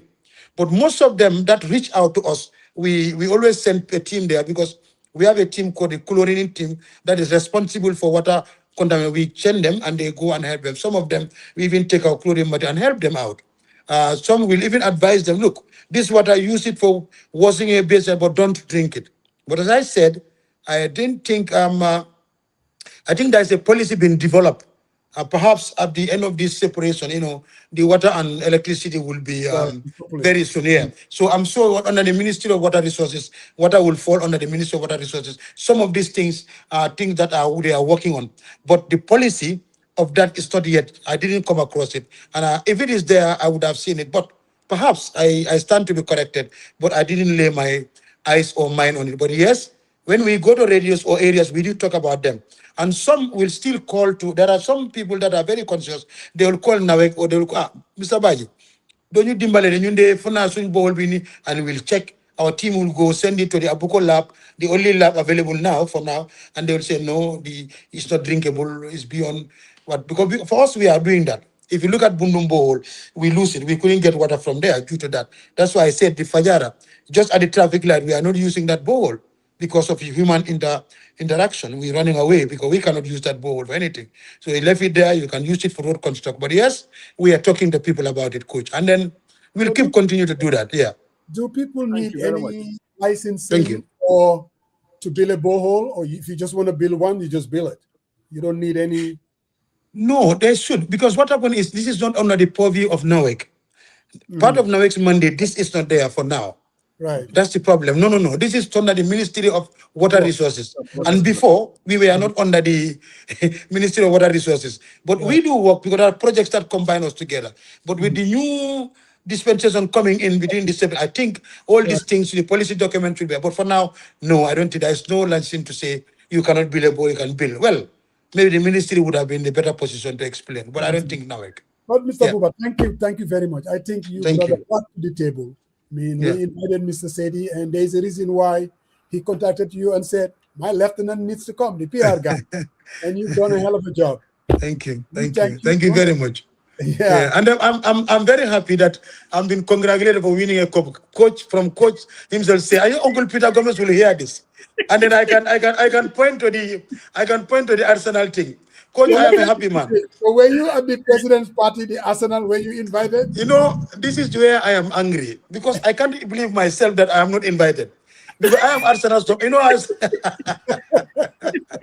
I am the #1 fan. I started supporting Arsenal in 1985 when I was going to school in Banjul. Right. Wow. You know, yeah. I started Arsenal 1985. Wow. You know, so. But So anyway, I you think would have I will called see it. the president one day, and I'll tell this. I'll tell you my story.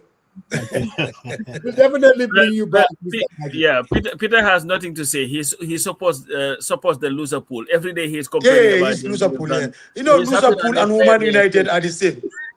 I no, say no, Woman we are not. United and Liverpool, they are the same. No, we are not. Hi, But, Mr. but, Maggie. You but have So a thank good you Well, very hopefully, much.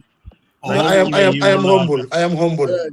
I Thank am you. humble. Hopefully, you You will guys let are. others know that for the people, by the people, is not that bad at all. So you can come in and share your No, ideas. I've never seen it bad. For me, Okay, I've okay, never seen. sounds And then I will sounds tell you good. for free. Sounds good. When MD told me, I asked him 3 questions. Is coach there? And Mr. Jeng. I didn't even remember Mr. Marong, but I remember the 2. I said, is coach and Mr. Jeng? I said, they are fine. Yeah. I said it's going to be interactive because I learn a lot from this group and keep it up. I mean, it's for me, it's Gambia. All right. I didn't hear anything about Jaukunda or Jenkunda or Marangkunda. All you are talking is Gambia, Gambia, Gambia. So what is the problem? We can define the way we think, but I will thank you very much. Thank you And very we are much. very, very, very grateful. Thank you Thank very you. I much. still touch my badge again. Thank you. I appreciate you. All right. Thank you, man. Coach. Thank you, All right. sir. Thank you. Bye. All right. Okay. Again, Okay. Thank you. you heard it. You heard it. They reaffirm. They reaffirm your talking point that for the people, by the people is an independent platform, and I guess Definitely. the I mean, PRO just follow kind it, I of, guess. huh? The people that follow it, I guess, they will know that, you know, but we have a reputation. And Pastor Majau doesn't help either. With his reputation. I'm not even going to respond to that, Sarian. I'm not even paying this man any attention. but I mean, I think it was a very, I mean, important conversation. Really, I've learned a lot from it And too. Musa, the thing is, and what people need to understand is sometimes you just have to come and explain Yes. yourself. That's it. You know, you don't have to go through all this hiding. What are you hiding from? No. Just come and explain. You gotta run away from it anyway. Their job, this is very complex. It's not as easy as A, B, and C. Even you as layman, average people, we take for granted but I think that it's much more complex. I mean, No, it is. It is. And even here in the US, every single day, Musa, there is billions and billions pumping into infrastructure. There was one time in the scheduling world, our computer, there was this heating system, our computers fried. I mean, it wouldn't go. The hard drive, every single thing. Now, basically, they pump money into it, whereby it can be virtual. I can sit here and schedule everything, and someone else can be in our emergency schedule. And it's very complex. Transmission lines. I think what I was trying to press to him when he said 33 kV, and now they have 225. That's a heck of a improvement in terms of getting power from where it is generated to the end users. And you know, it's not perfect, but you have to give credit where it's due. I mean, and thereby when Jammeh was there, nobody there questioned these things. I mean, it is what it is, and that's it. So yeah.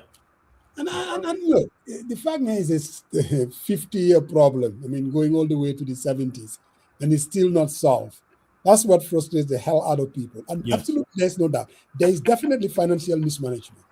No doubt about that. That there are a lot of challenges. Not that people are stealing or the Saidy is behind this stealing. I mean, we're not saying that.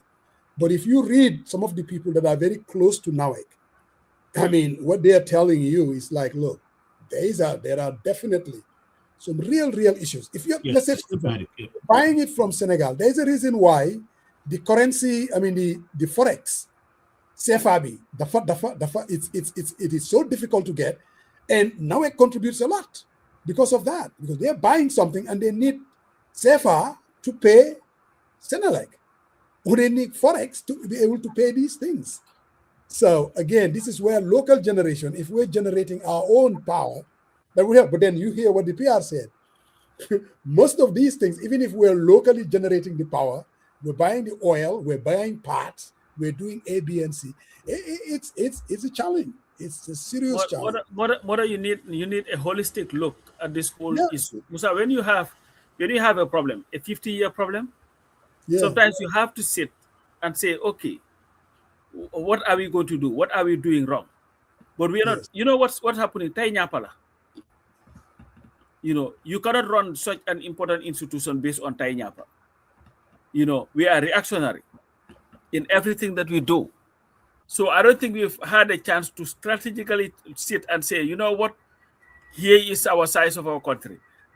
Look at even this Barrow thing about, we have more than we need and all that stuff. Or when he said it, we didn't expand. No. First off, who runs a government like that? You can say, because you have to, we are not very forward looking, Musa.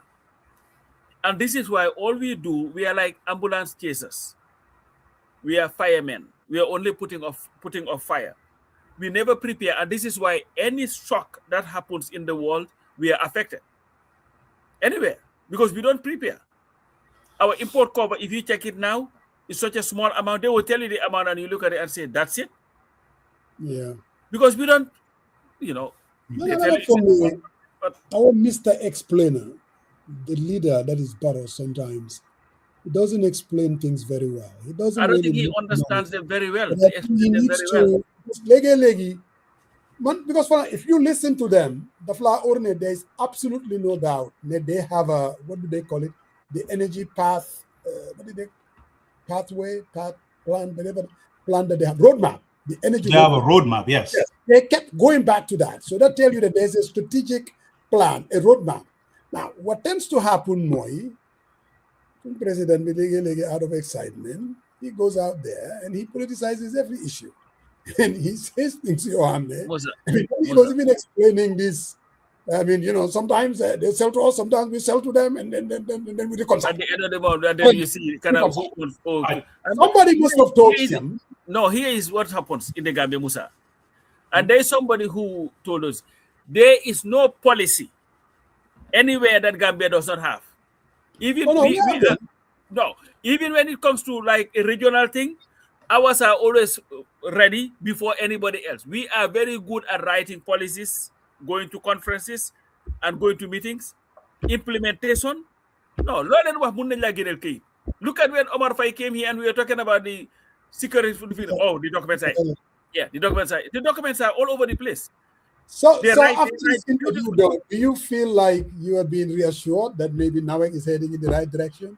I think I have my reservations. I mean, here is where my reservation comes in. They talk about our load during peak is 120 megawatts. But the generation, what they have online right now, only produces 50 megawatts. Right. There's a gap. But also they are heavily dependent on generators. And these generators are very old, Musa. And Mr. I don't know whether you guys caught that, but Mr. Saidy himself went in and explained, saying that we ordered this part, it takes 2 weeks to get here. Well, and he said also there is experts on the ground to fix some generator in Brikama too. Yeah. So those are obsolete. So I think they should make an effort to decrease the generation that is meant for those generators and put those as backups. They don't even have reserve capacity. No, Sarian, if you read the document from this Monday guy, you take Kotu and Brikama, it's only producing 11 megawatts. 11. No, but we have to give the benefit of the doubt. What? They've been importing all this from Senegal and from Guinea. But I said, again, I want to give the benefit of the doubt to Mr. Saidy. That's what they said for face value. Let's do that. So overall, yes, they generate 50 megawatts. But at this point, they were relying more on importing from Senegal. Yes. They had 11 megawatts. Which is problematic, Musa. That's why the thinking needs to shift, right? Maybe encouraging PPPs to build solar plants adjacent. You know, he also said something which is very fascinating. He says they move away from 3 kVs. Now they build 225 kVs, which is a bigger transmission line, and it gives access to folks who wants to get into this business to wheel power from their stations that they are in to folks. But how that is transparent and how people can play into it and how much they wanted to share that megawatt, that is very murky. But I think I want to pick your brain. There was somebody who commented something Bangura. He said he's in the US. Yeah. And he said that they are able to provide hydrogen power for less than, what did he say? 10 cents per kilowatt. Yes. I mean, if government can give them the deal, they can provide 100% the demand megawatt of 120 megawatts. I'm trying to scroll down to see that. Is that possible, or the guy is just talking? Here is, I don't know what the guy is saying. He's in Massachusetts, but where I live in the Pacific Northwest. So right now during winter, we have snow, what we call snowpack, right? Yeah. It's on the mountain. So during summer, people want to go out there and sugar dive and get into the water and do their recreation stuff. Right. But all that snowpack that is built on the mountain gets melted down. And in the rivers, you have to maintain certain elevation. So basically, the hydro, you want to maximize them because there's enough water, right? So usually they will take off wind projects offline, and they will even supply these utilities for zero. They will give them whatever energy you want. Let's give it to you, because that's also time whereby they wanted to run those turbines to maximize their output. So what he's saying, I don't know what he, but that I know that for a fact that they give utilities, how much do you want to take? We'll give it to you for zero pricing. They don't have to pay anything. So that's possible. Yeah.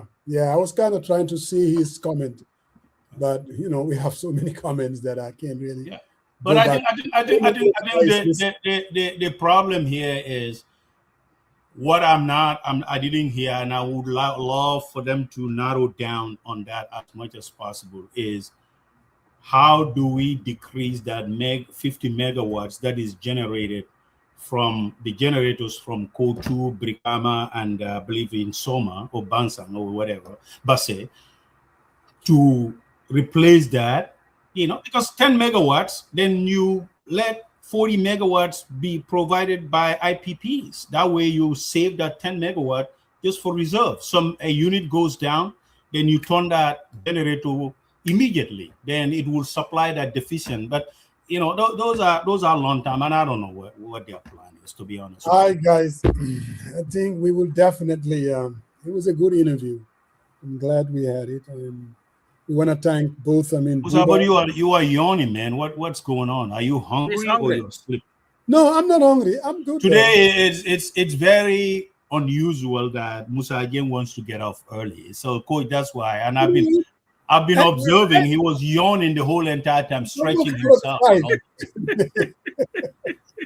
Omi cooked some Benachin today. That's why he wanted to go eat. Or what's going on? Where he's sitting, he's smelling whatever it is. So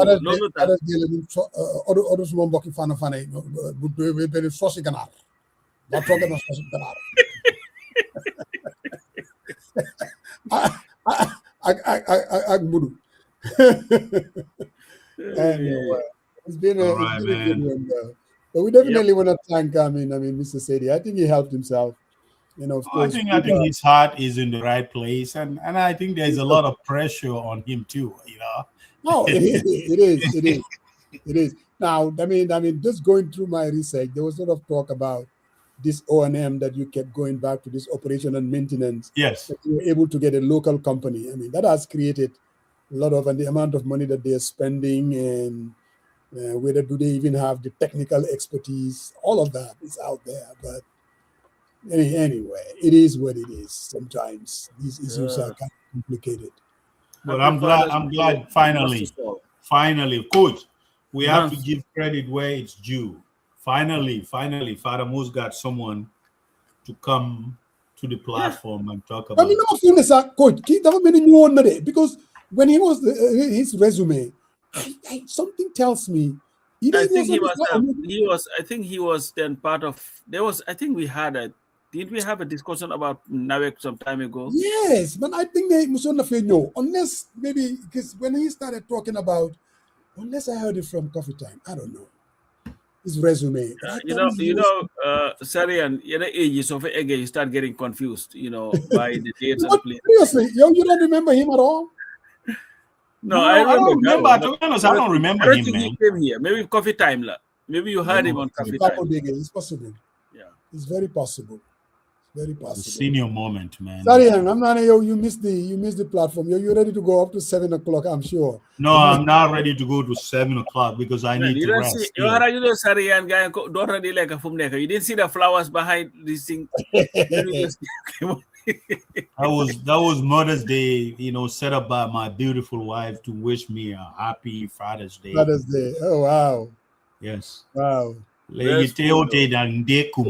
I have to eat some nuts, Better give me some dose. Junkobi. No, I think your man, you gotta love him when he says this. Ndolka power dealer and I think people can compare. I'm glad Mr. Baji kind of didn't want to say that's not, but he set some light on that. So that's. But you know what's funny though? This NAWEC thing is not something for a government to be so proud of and politic about because it affects everybody. It's like across the line. They don't care whether you are NPP. Yeah. But anyway, NAWEC next week. All right, Karamo. Iran-Belgium game. What game? Iran-Belgium. It's 0 still. No, Saudi. Same game. Saudi 3-0, I know, before we started. No, it was 4-0. 4-0, wow. Yeah. They lost. But I'm looking at, I'm trying to get a ticket. Paul gave me Ivory Coast. Why, I mean, the cheapest is 500 plus. No, why I'm gonna legi boss nga pass about your leg. Hey, protest in New York. I saw that kicks for that. Manabilay. Ninyo wal kadi. Mangi gis ma waji. Bir banga rey be mu nga taw ca kanam. Banga mane. That was when we held Jammeh prisoner and he would not leave his hotel. Ak sa waji os. And the other guy from Rhode Island, Omar Ba. Omar Ba. No, I'm like, oh my goodness. Anyway. Well, anyway, we'll make it next Sunday, week. inshallah.